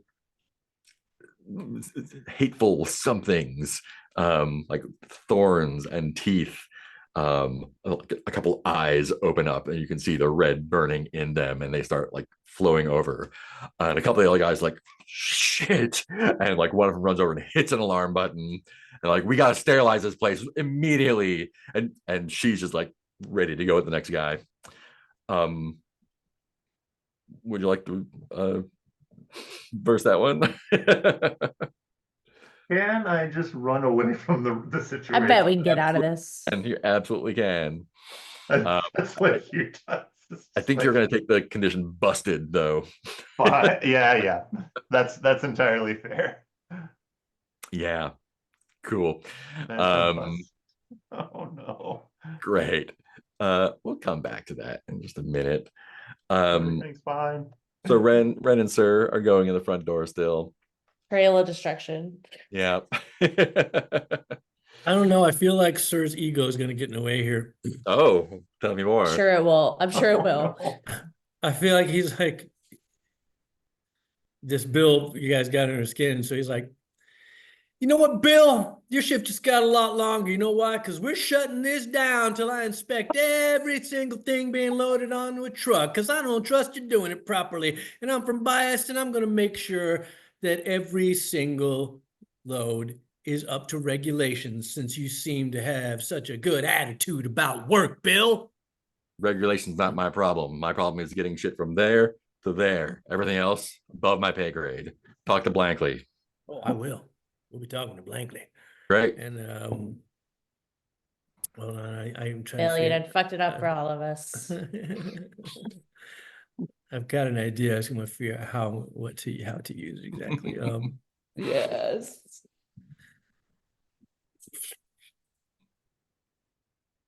Okay, I'm going to use my spellbinding tail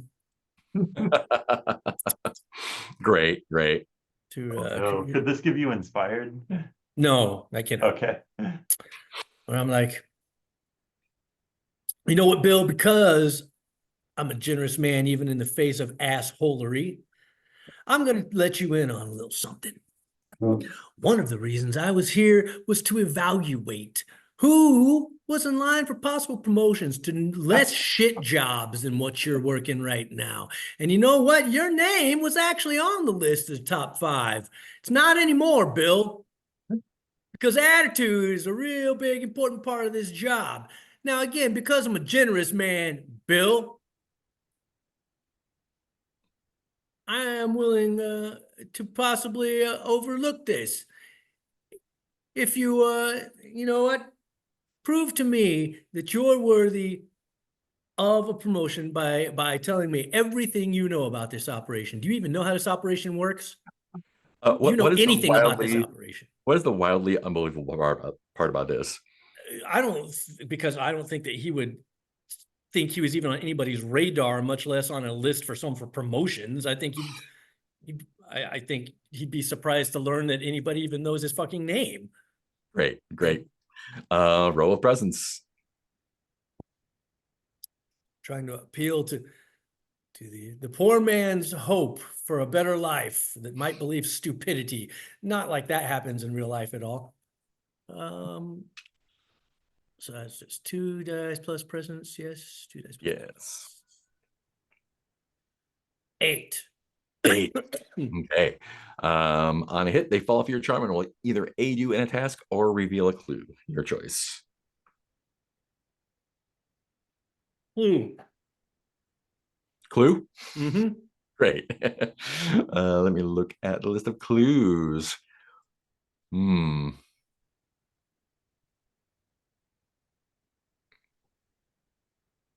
Yeah, that's a good one.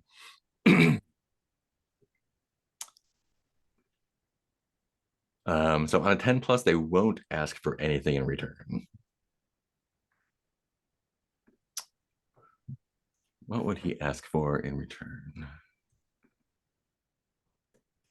A kiss. Good evaluation, clearly. Right, yeah. The rest of the day off.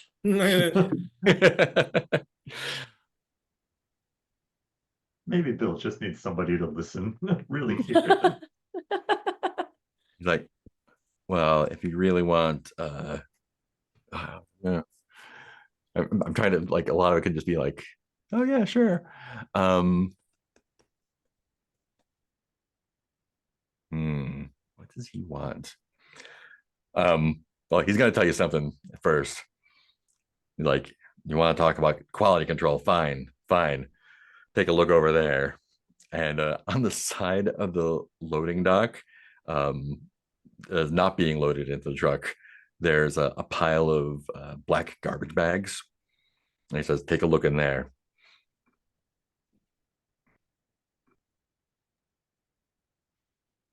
Then I do. They are filled with human hair packed in there.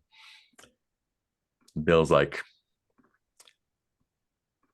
this stuff just keeps coming out the side, right? I don't know if they shave it off or if it falls off or it just grows by itself. I mean, I'm glad I'm not the guy in charge of plucking it, right? But something's going wrong in there. And yeah. You know what? shit like that. I don't mind the pay. I like honest work. I don't need a promotion. I need a new line of work. It's what I need. But you know what? Yeah, what do they got in your agency? Well, what you just revealed to me is exactly the kind of thing agents for biased are looking for. Really? Yeah. That you revealing that to me, I mean, you got a good eye for things going wrong in places that might be trying to be covered up. How do I know you're not just bullshitting me? I guess you don't. I don't know how you want, I mean, what do you want me? You know what? Look, I'll give you my card and you can take it in. I mean, look, you obviously see I work for Biased. If I'd give you my card, take it into the Biased headquarters one of your days off and tell them that I recommended you. And I will, in fact, I'll radio headquarters and tell them that I recommended you. Fantastic. Radio headquarters. I think, oh geez. That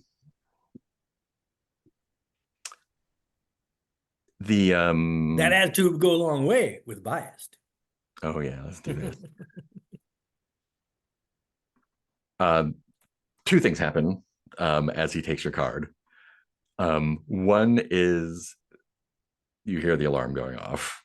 There's a general alarm, and both the guys look up and they're like, "Oh fuck." Mm.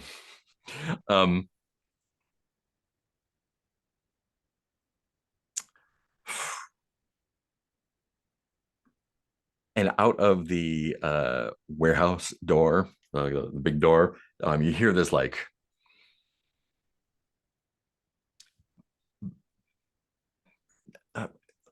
you know how when goats scream they sound like people? Yeah. Kind of like that. Only like deeper. What's Ren up to while this is all happening? Red's still looking at the hair and the bags. Mm-hmm. Can I try to talk to it? The hair? I don't think it counts as a dead person. It's not really human. Yeah. I don't really know like what it's doing. as you're considering that, you do see like I think you do see the maiden like on the other side of the fence, and she's veiled, so it's hard to tell, but she seems apprehensive, I think. Yeah, I think I want to follow the maiden. Yeah, I mean, she's just like not coming in here because she doesn't want to get butchered, I think is the No. Oh, yeah, that's fair. I want to try to find this Blakely's office. Seems Great. like what we should be doing. while my colleagues are harassing the I want to know workers. how they Everyone so inside. easily butcher gods, because that's powerful. If a god is apprehensive about being butchered, it's like, yeah, some powerful mojo in here. And yeah, I think as you turn to go in there, was that 1, 2, 3? Oh, that's 5 clues. Oh shit. Yeah. A danger. 2, yeah. Oh boy.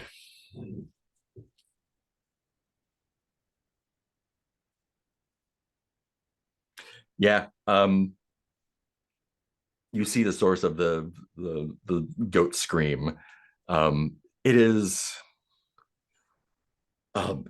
just like a rolling blob of muscle and flesh and fur, and it has just like horns sticking out of it at weird angles, like a big fleshy like goat tumbleweed thing. And it's just making this like noise as it rolls out of the warehouse and straight into you.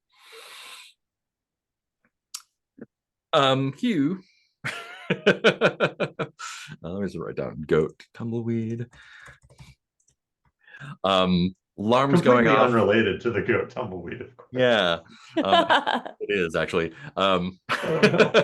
Alarms going off. Inspectors are scrambling. What's his name? Blaze, Flame, Torch. Torch is on the ground. I think she killed him. His head Wow. is in. She hit him Yeah. like in the head with like bolt cutters, and that's Yeah. Mm. she's not fucking around. And Now we have a corpse. she has this big carving, and she's like, "It's on.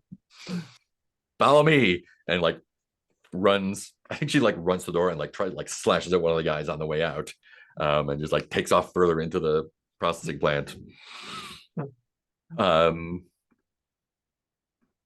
And I think one of the I think one of the like a couple of them got out. There's one that kind of like pushes you towards the door and it's like, get out of here, man. They're gonna sterilize this room. Yeah, I think Hugh is all in favor of running out of the room. Yeah, I don't think that's a roll. I think that it's a moment before like you get out, you see the door slam shut, and like you hear like bolts clicking into place. You hear like a sizzling and screaming from the other side of the room, like a chorus of like high pitched voices. Yeah, wow. Where are you now? I don't even know what that word means. No.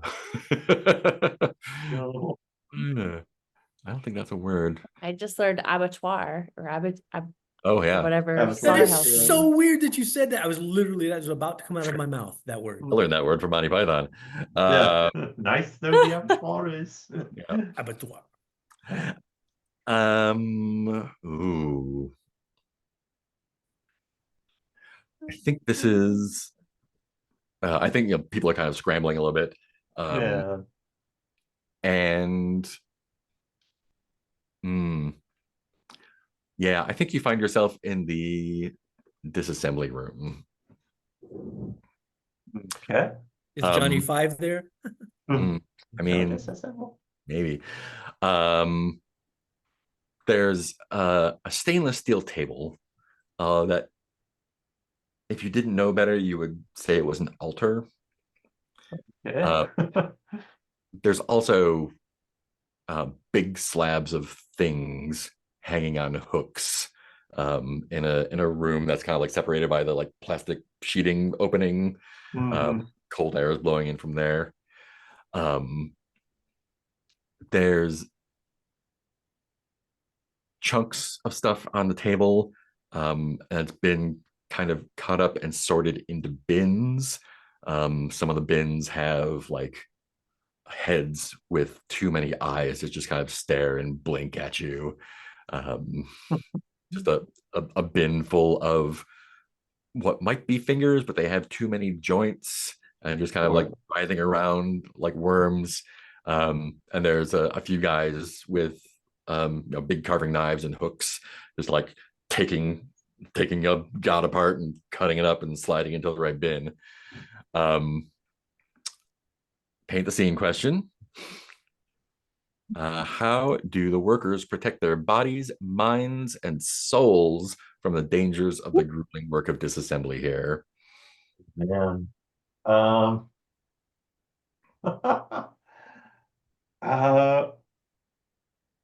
think they have gas masks. So there's like a tube running to breathe an oxygen supply. But I think the weird thing is it's like a complete covering. There's no way to see through it. It's not clear how they are doing the work. Because it's like covering their eyes completely, and it kind of forms into little earplugs attached. Oh, terrifying. What do you smell here that makes it clear that the gods being disassembled make the air toxic in some way? Oh man. What is the toxic smell? I want to say ozone again, but that oh God. I think it's a a sudden metallic smell, Mm, but then Hugh reaches for his nose and realizes he's got a sudden nosebleed from this place. yeah. Like, what is that? Oh no, oh no. Ooh. What are you afraid might happen if you have been like irrevocably exposed to Oh, this no. god toxin, whether it's real or Um, otherwise? let's see. I mean, death is an obvious thing, but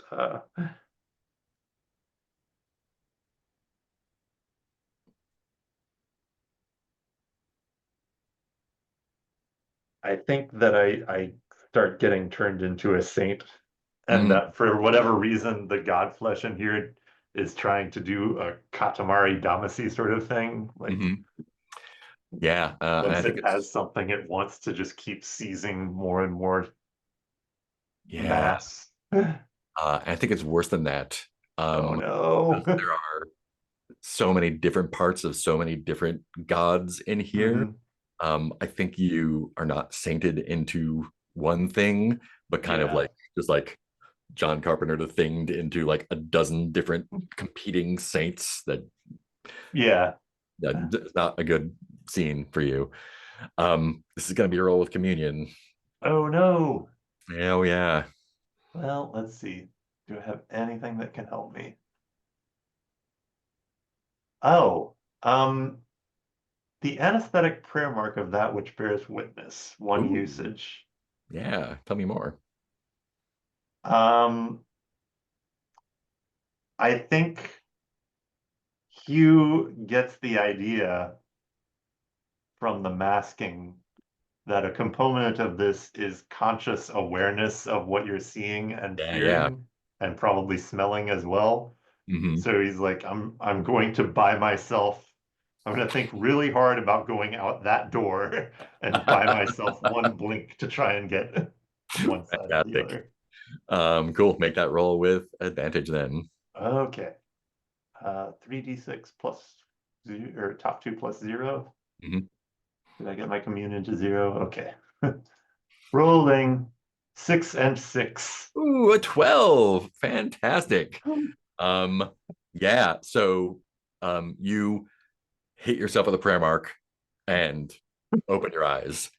Um, and you are seated Everything's fine.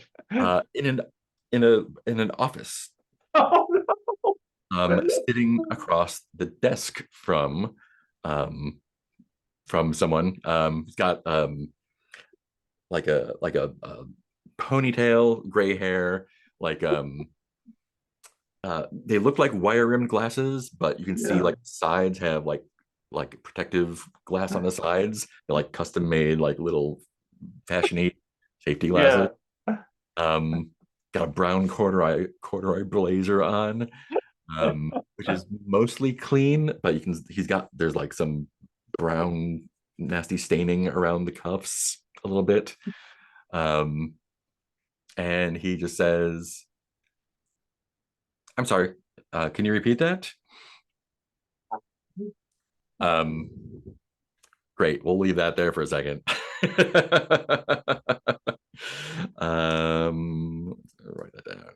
Amazing.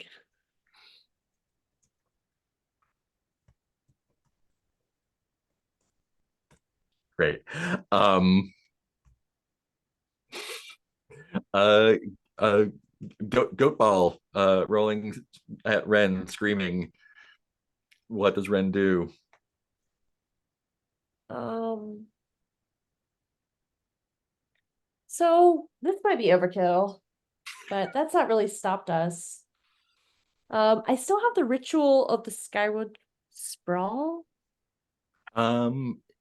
Yeah, I think it only works on the Skyward Sprawl though. Oh, what Yeah. about my Miracle Leech? What did I do? What? Tell me more about your miracle I'm just leech. going through my pockets. See what I got. The bag of fear clay. Bag You of have fear clay. an elixir that dissolves concrete and melts steel. Oh yeah, that seems helpful. I'm sure it will do wonders to flesh as well. Yeah, I think Or I just want to. like portable hole under the goat ball. Yeah, I think I just want to make a hole under the. Yeah, I think I want to try to throw it on the ground so that a hole opens up and the ball rolls into it. Great. What are you afraid might happen if that doesn't work?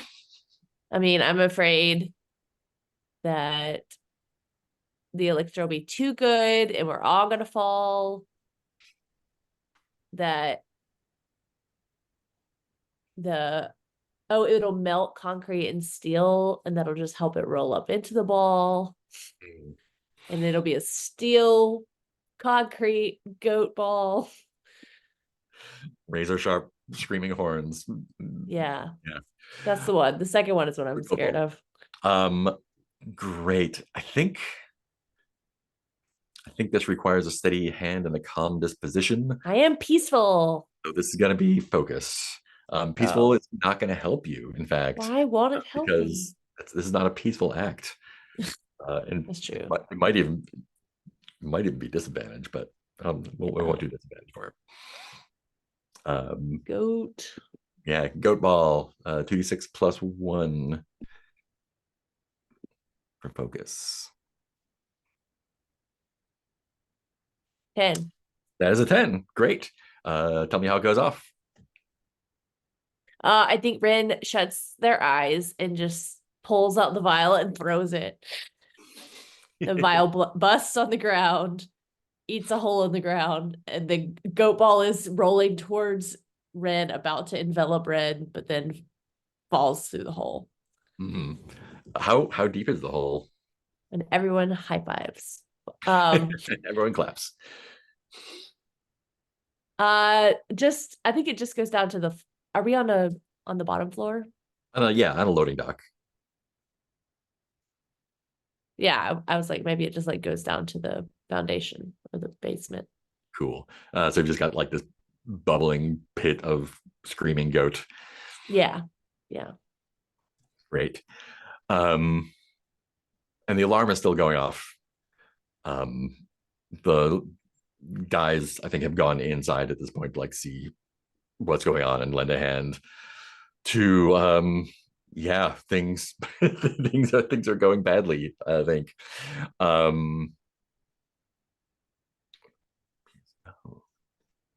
There's a few special rules I don't think I've been following here. What? Oh yeah. Oh no. Interesting.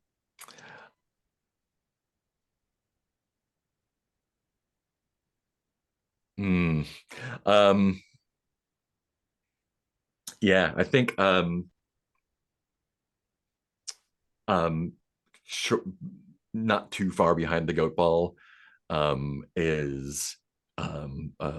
a woman with she's got like some intense safety gear on. She's got the face shield, big gloves, leather, apron.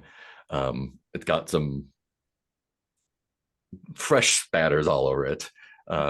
Big, heavy, like blue rubber boots. And she seems exhausted, but kind of like this is doing the thing. You also she has on her back like an air tank, it looks like, and a like industrial size bolt gun. And she flips up her face shield, looks down at the goat ball, looks at the hole, looks at you, like, what the fuck happened here?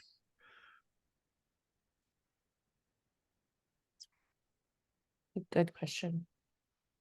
Who? I mean, I know what happened there, but where'd the hole come from? Did fucking Bill mess up again? Yes. Who are you?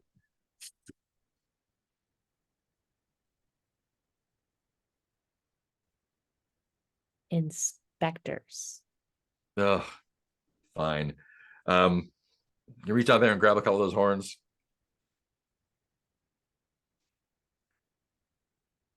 Okay. Is that We all safe got to do? jobs to do, but right now we got to take care of this. Just hang on tight.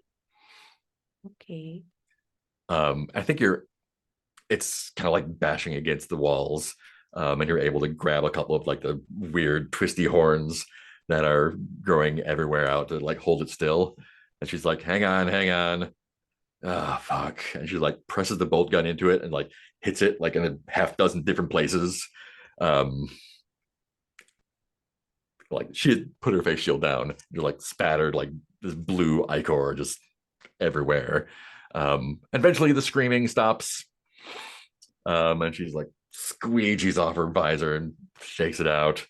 Drops her gun. She's like, well, that was not going to be any good.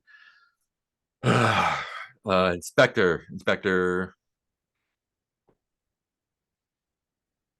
you got a name? Solomon. Solomon. Great. What are you inspecting today, Inspector Solomon? Well,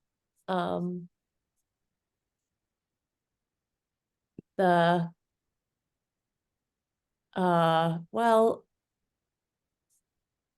I mean, when we think about it, when we're inspecting, we're all kind of inspecting our own hearts.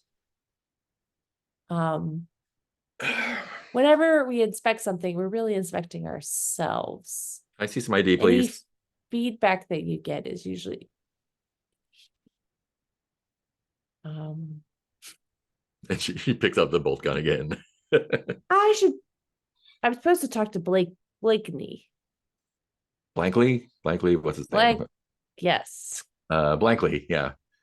You want to talk to Blankly? I mean, Yeah. do you have an appointment? Yes. Great. You know where his office is, I assume. Go on in. All right. I'll see you later. What about you? Fancy pants. I'm with Another inspector. Yeah, we're a team. Great. Showed great teamwork here with the goat ball. Good job. Yeah. Bill didn't help. Does everybody here have shitty attitudes? Or is it... No, look, I'm just doing my job. I mean, it's just a plain old attitude. It's not shitty. It's just no one here gets special treatment, especially not those things. They're just gods are just cogs in the machine, just like the rest of us. It's just we got the bolt gun, so this time. I mean, it's pretty amazing that you are able to just like slaughter gods at will. That's very powerful. It's amazing. I mean, some of them make it easy, right? We're not the type to like sing hymns and make a big production out of it. They ship them in, we cut them up, we ship them out. It's a job. I don't understand. Usually gods are very powerful, feared beings. Yeah, we don't go after those yet. I mean, talk to Blankly. He's got ideas. Good. Love to hear ones. Love to hear pick his brain. Well, he's got plenty of brain to pick. He's got ideas. If you don't mind, I'm gonna have to probably get a couple guys down here, and I mean it's not coming out in one piece, so stand back. And you can proceed into the into the slaughterhouse if you wish. Hugh. Yeah. Yeah, so there's an awkward silence. And then is there any, I don't suppose is there a table or a desk between us? Yeah, you're sitting like it's his desk. And it's like a a steel desk, just like not from a factory kind of thing. Yeah. Have I put like my ID on the desk or anything like that? Yeah, we could say you have. Yeah. Cool. And I think Hugh starts out a sentence like, what I said, what? You know what? No. I'm going to level with you. I've got afflicted with that which bears witness. Oh. It just wiped the last Last I remember, I was in a room with people chopping up hanging meat for and putting it into bins. Yeah. And now I'm here. I don't know what I said before, but walked out of disassembly without getting out. That's impressive. Thanks. So stop me if you've heard this before. I'm from Biased, and then he notices the card. I'm from Biased. We've noticed your operation. We're impressed. Good. I'm glad. They've sent us to get more information. We're in the same business. And you said you found some security holes. Clearly, we've got someone running loose. That was one of them, yeah. Again, not what we were here to see, but you need to know about this if you were running the operation. Trying to not put a question mark on the sentence. If I'm, who else would be running the operation? Of course. My grandmother made her fortune by, hunting wild gods in the woods, right? This is much more civilized, I think, and it's sure. we can grow this place 10 times, 100 times. Just like finding the right gods and changing them to suit the market tastes. And that's kind of where Biased comes into this. Again, stop me if you've heard this before. But there are gods that my agency wants off the table, or on the table, as the case may be. Interesting. How do you feel about commissions?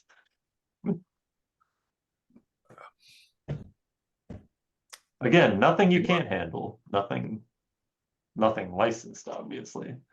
Obviously. Although we have drawn up some proposals.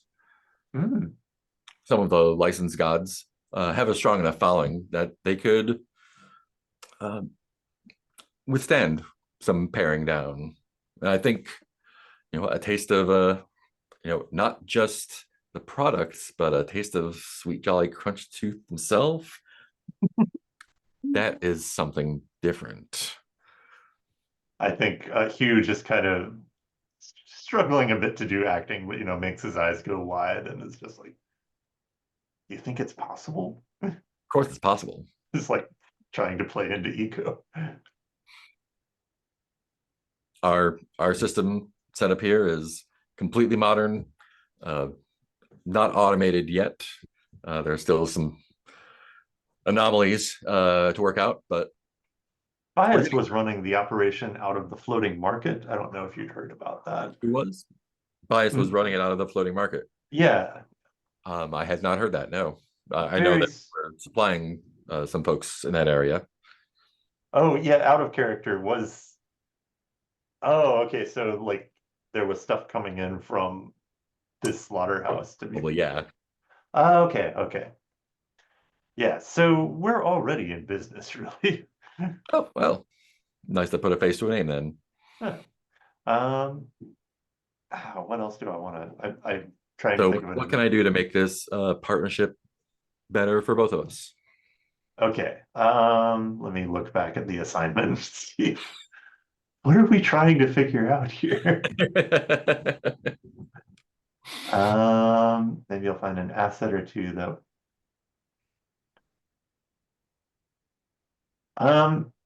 Yeah, I think I'm gonna try this. Let's see.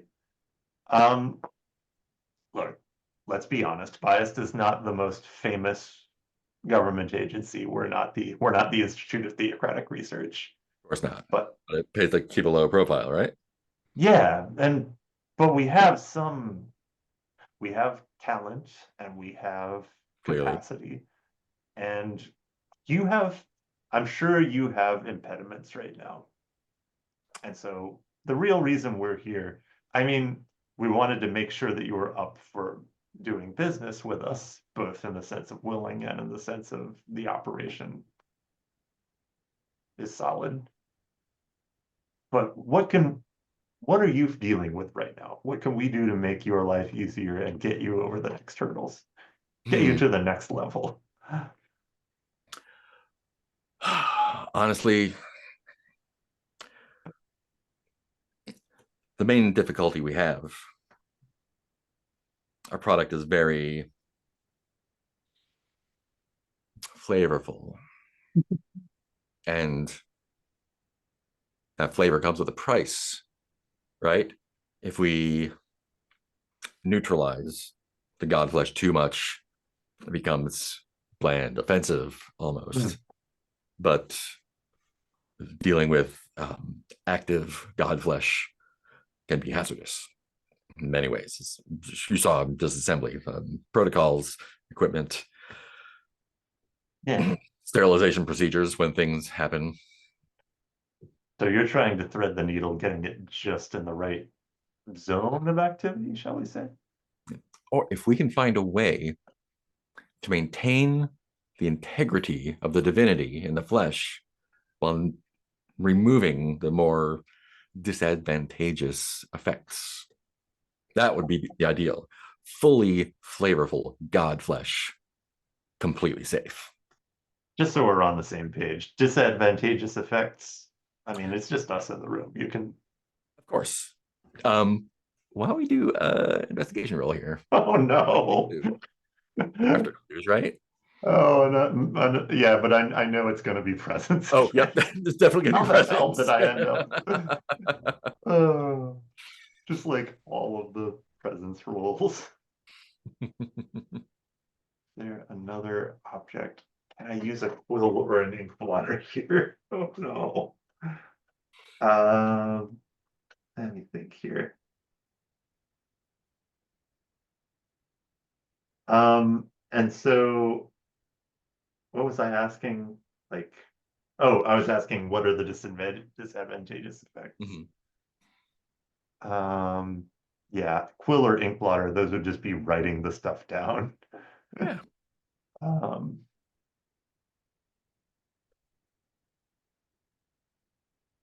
Oh man.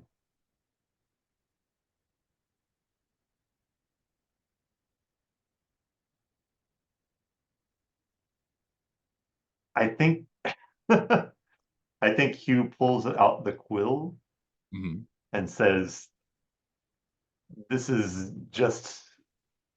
helps me pay attention and gather my thoughts.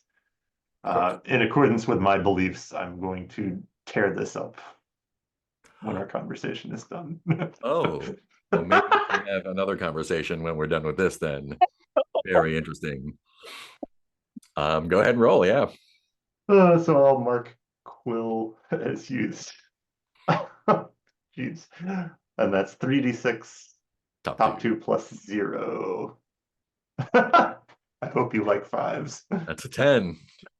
You know, dog, I hear you like 5s. Yeah, great clue with no drawbacks.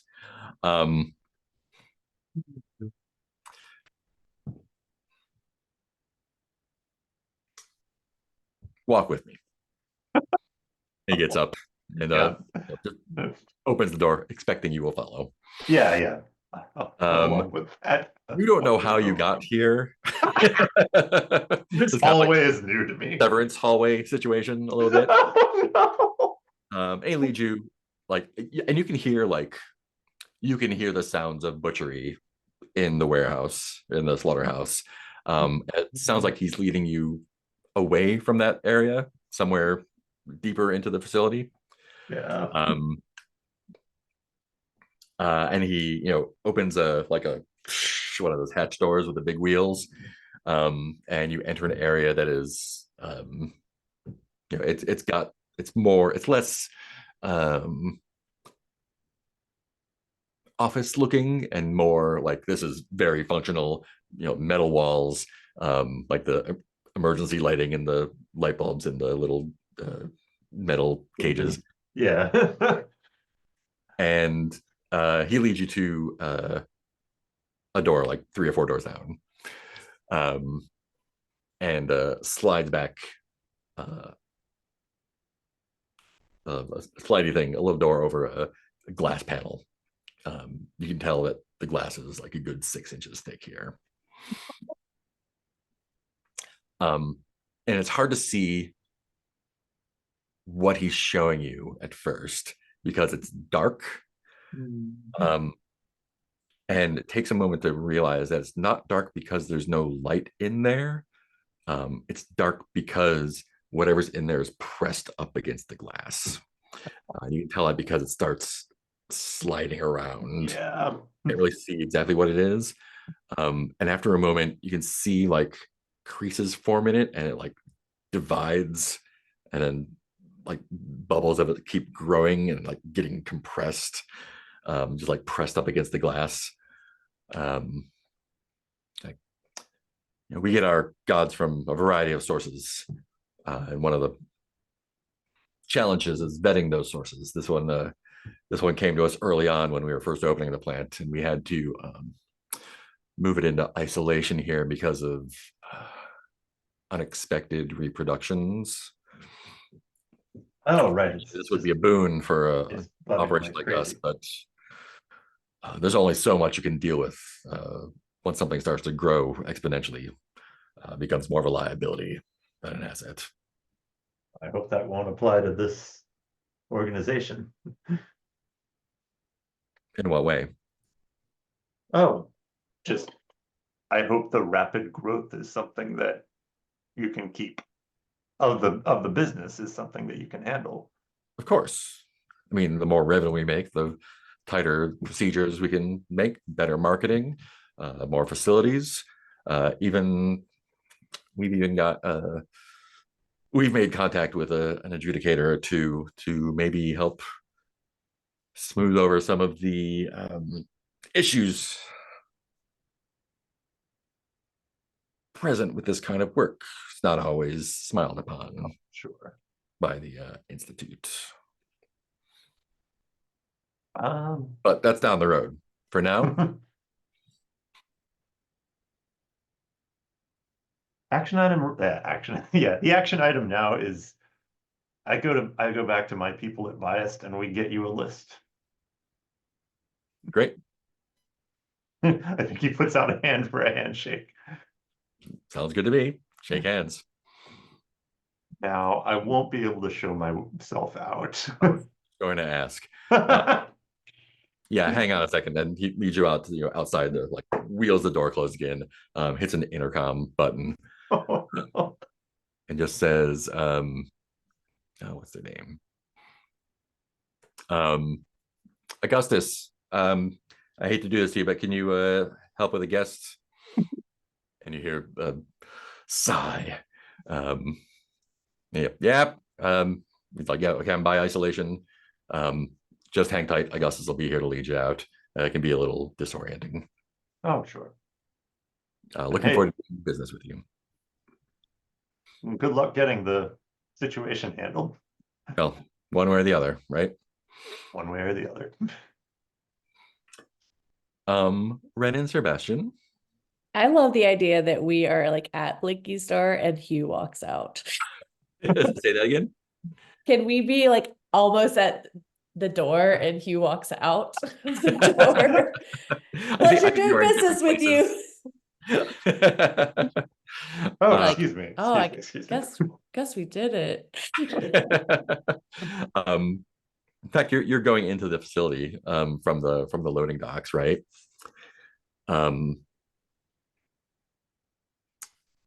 And there's some stairs, some hallways. There's a few employees. They don't seem to give you any notice. And I think you come to an area like double doors open, and there's a large open area, and this ozone blood smell kind of hits you again. Where you are, you're like you must be on the second floor at least, because there's a large open area with catwalks opening from like where you are going across here. Below is a large warehouse floor full of open top pens that contain dozens at least of various feral gods, just kind of awaiting whatever comes next. There's a sign next to the door that just says "gentle and quiet."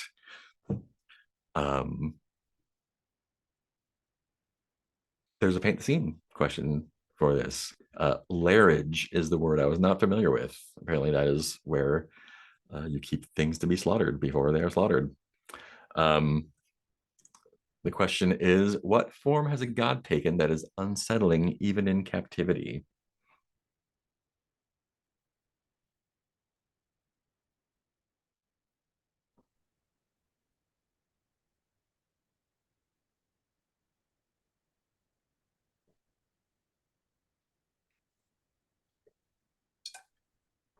I think one looks like a really young child crying and like begging to be let out. Can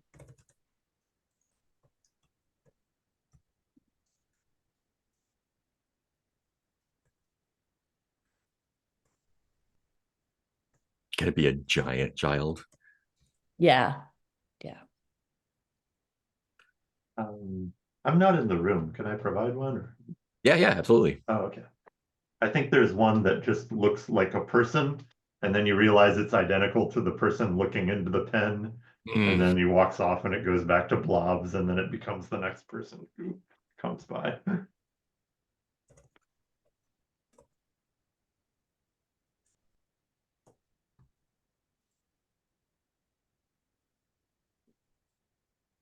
There's one that's like got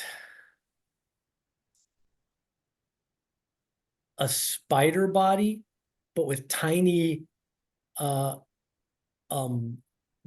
hooved legs, and the head is whoever's looking at it. Like with a really wide wide grin. As if it's, like almost like, like it's a some insects have like a fake face, like it's like that. It's almost like a fake face. Like I'm imitating you. It is what you look friendly like. and nice. Yeah, and the gods don't seem to take notice of anyone on the catwalks. They don't even seem to like mind that they're in pens. They're just kind of there.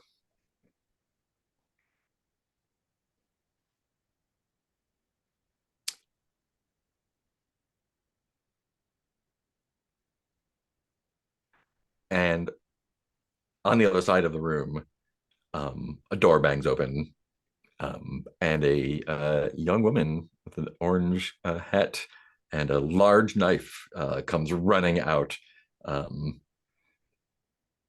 as if she's being pursued. Exit pursued. What would you like to do?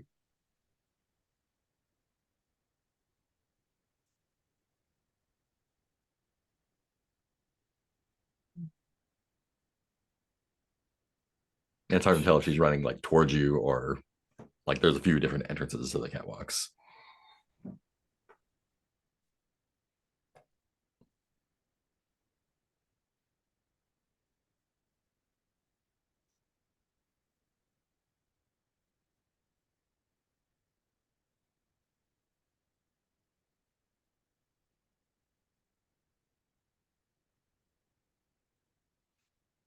But I imagine if she sees you, she will run in your direction. What would you like to do there? If anything.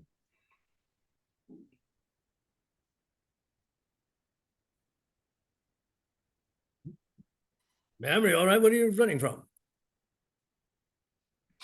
And this is like a couple 100 feet away. There's blood on the knife. It is like a big carving knife. And she's just saying like, security, we got to get out of here. Who are you with? Fuck.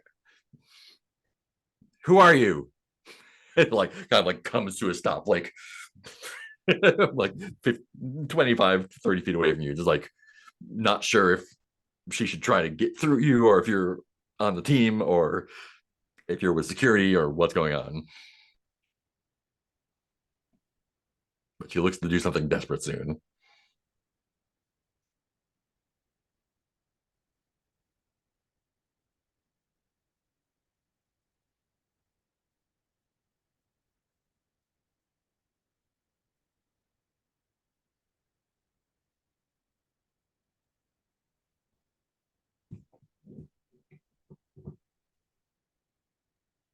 And I'm not in the room for this, right? No, this is just Hugh Sebastian and Ren.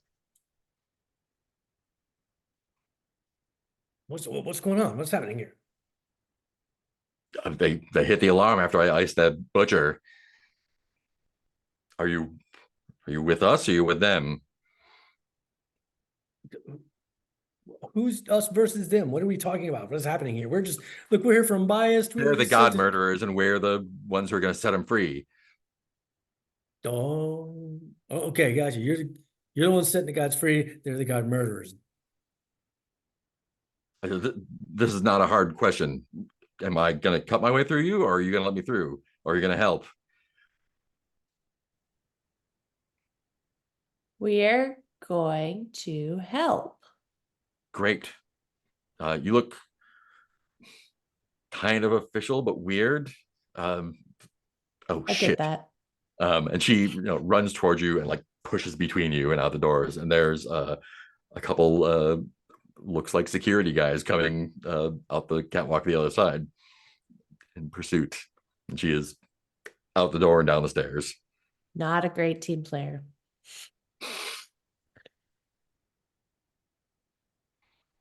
The security guards, run up to where you are. Like, which way did she go?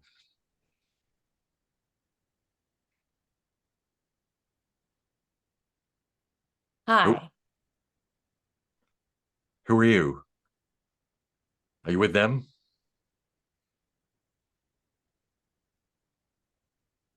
Who?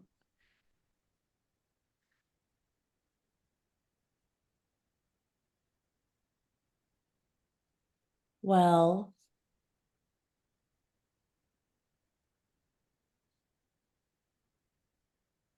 I would like to use my hollow gaze. What does this do? Most people aren't ready to meet their own death and find my closeness with the maiden to be disconcerting. Add one to my presence, but I will lose a box from fate. Box can no longer be marked. Roll with advantage when acting to throw someone off guard, discourage Nice. unwanted attention, or de-escalate a situation through patience and silence. Fantastic. Great. Yeah, I think I'm just gonna like be weird. Yeah. So what are you afraid will happen if they don't care how creepy you are? Sorry, give me a second to mark a fate as well. If they don't care, Yeah. that they're gonna put me in one of the little god pens or whatever. Oh, awesome. Cool. So you're rolling with advantage, is that right? Oh, I thought I got a plus. Do I permanently get a plus to my presence? Or Yeah, is it you get just the for +1 to your once? presence when you take that. Yeah, okay. But roll with advantage when acting to throw someone off guard. Yeah, advantage. Cool. Wow, that was a lot of fives, Peter. Wow. 6, 5, 3. That is a 12. Great. 12. Um, Very good at being creepy. What are you hoping they're gonna do? Rethink their life choices. I think what Red is doing is like reciting some of the death acceptance mantras that the maiden's followers have, of like, I'm of the nature to get sick, my body will get sick and die, I'm of the nature to die.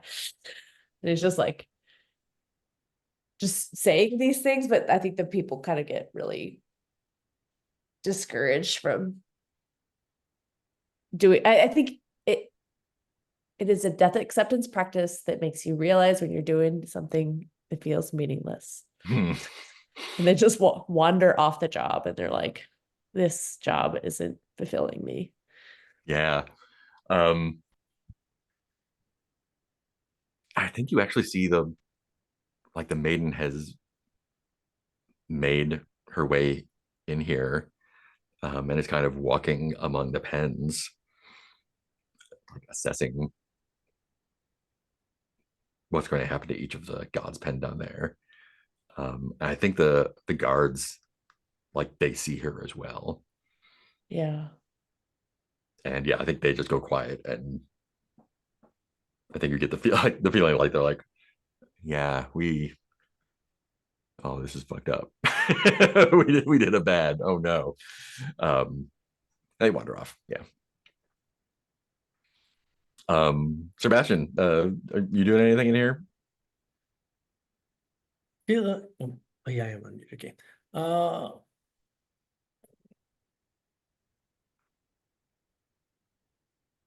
feel like he's just kind of following Bryn and being, because he's still also scraped, bruised, and winded. Mm-hmm. So I'm like, Yep. I'm not feeling great. Bit. I'm not feeling great. Great. We've had a long day. Anybody want to a play? I can't be inspired or disappointed. Are you two like looking for any particular place to get to? You're just kind of wandering the halls.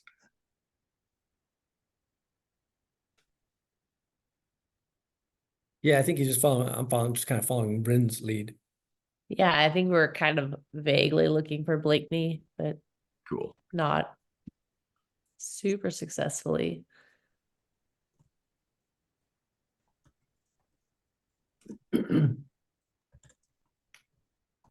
Cool. Let's go back to Hugh then. You wait for a little while, maybe a little bit longer than you prefer. And a guy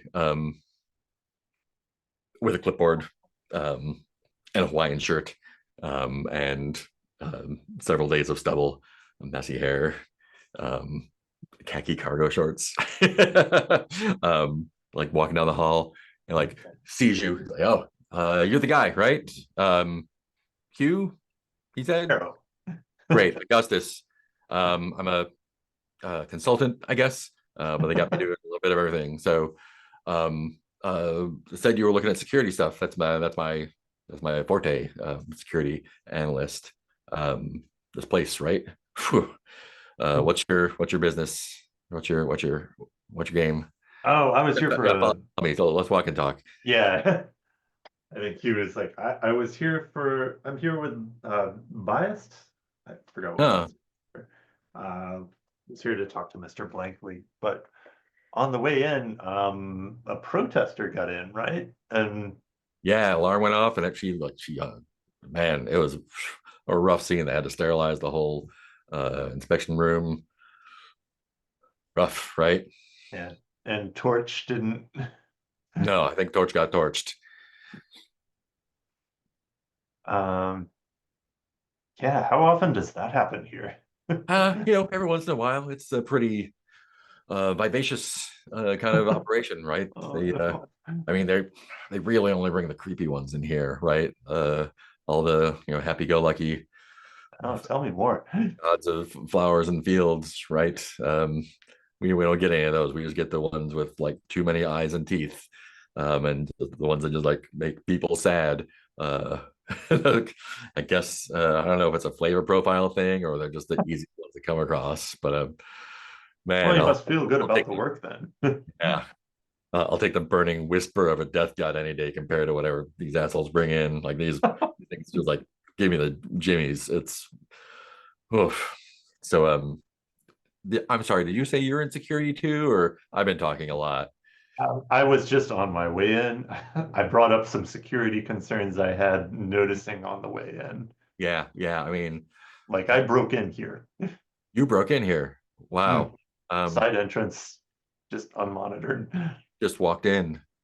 Great. They're supposed to, and he like holds up a badge. Like they're supposed to not prop the doors open. They're supposed to badge in, badge out.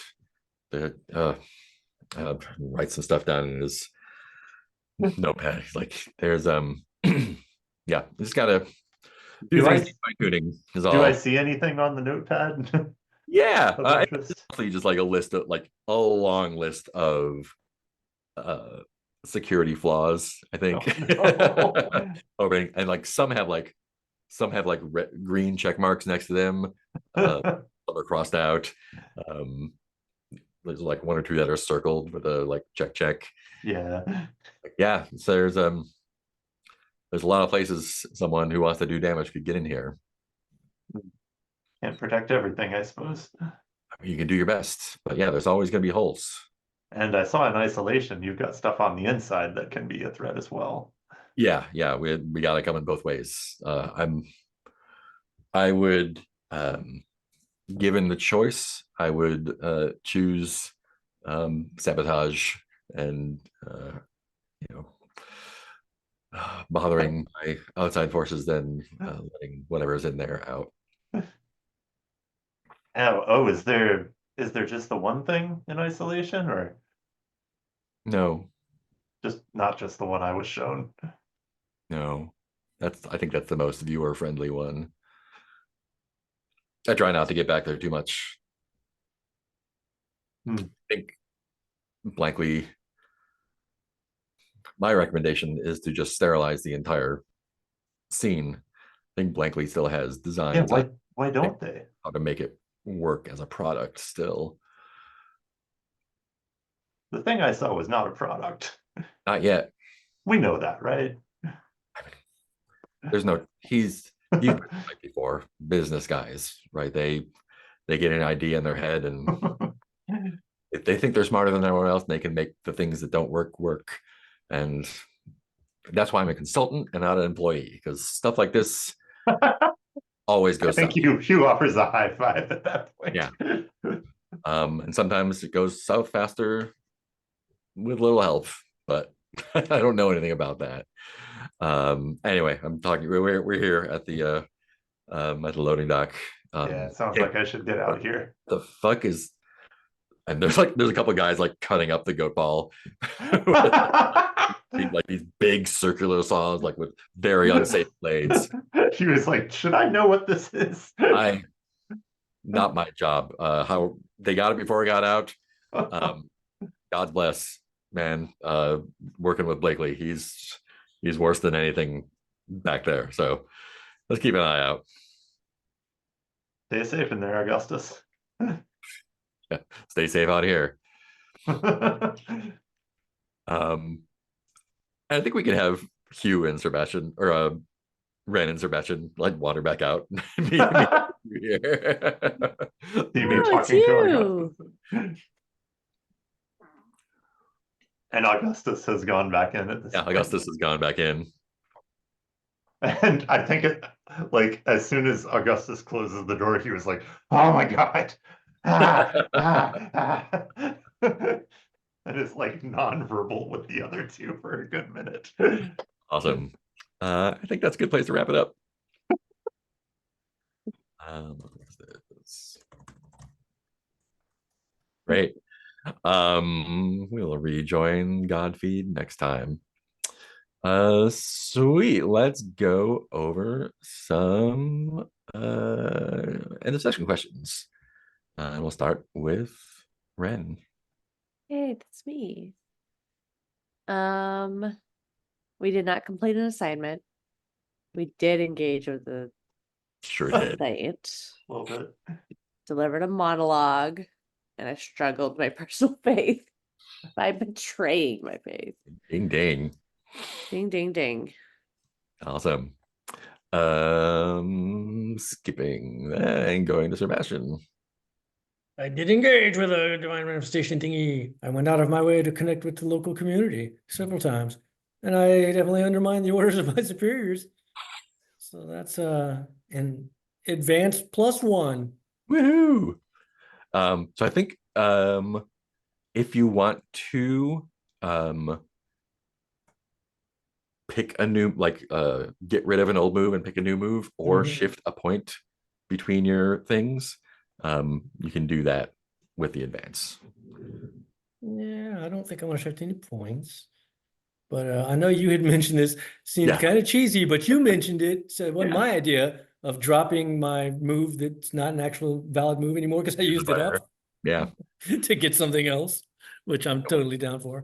Well, especially since I was like looking at my other moves and they're not, yeah, I mean, they're not, I don't feel too cheesy about it. Cool. And Hugh? I had so many opportunities to do a monologue and just was not, that part of my brain did not click in. There were so many gods engaged with, and I think I went out of my way to connect with the local community. Yeah. So that is 2 checks for me. Yeah. Cool. Let's do stars and wishes, starting with Peter. Yeah, a star for everybody. Like, I felt a little bad about not trying to lie my way out of I don't remember what I said, but thank you for indulging me on I'm just gonna play this and do exactly what was on the instruction sheet. That was from my end, that I was having a delightful time doing that. Of like, this feels weird. I'm doing the thing that we were sent here to do.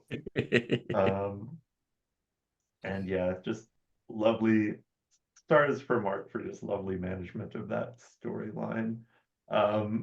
Stars for Sir and Ren for playing completely in character and getting themselves into trouble in wonderful ways. A star for Mark for managing the cruelty to animals on this. Like, I think you did a lot of things to sort of separate it from that worked well for me. I think I appreciate being looked out for in that way.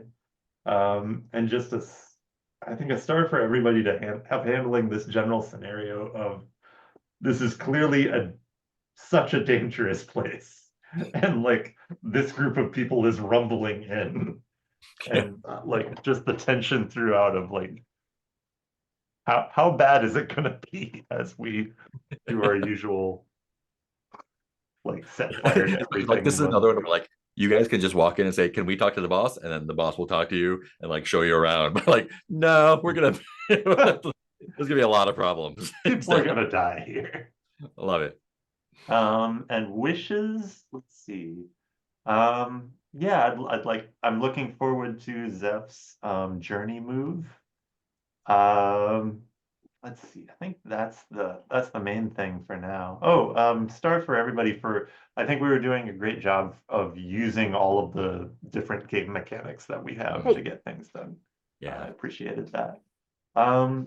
Yeah, wishes, I wish I were better at getting these end of session questions. Like, they just slip away from me so quickly.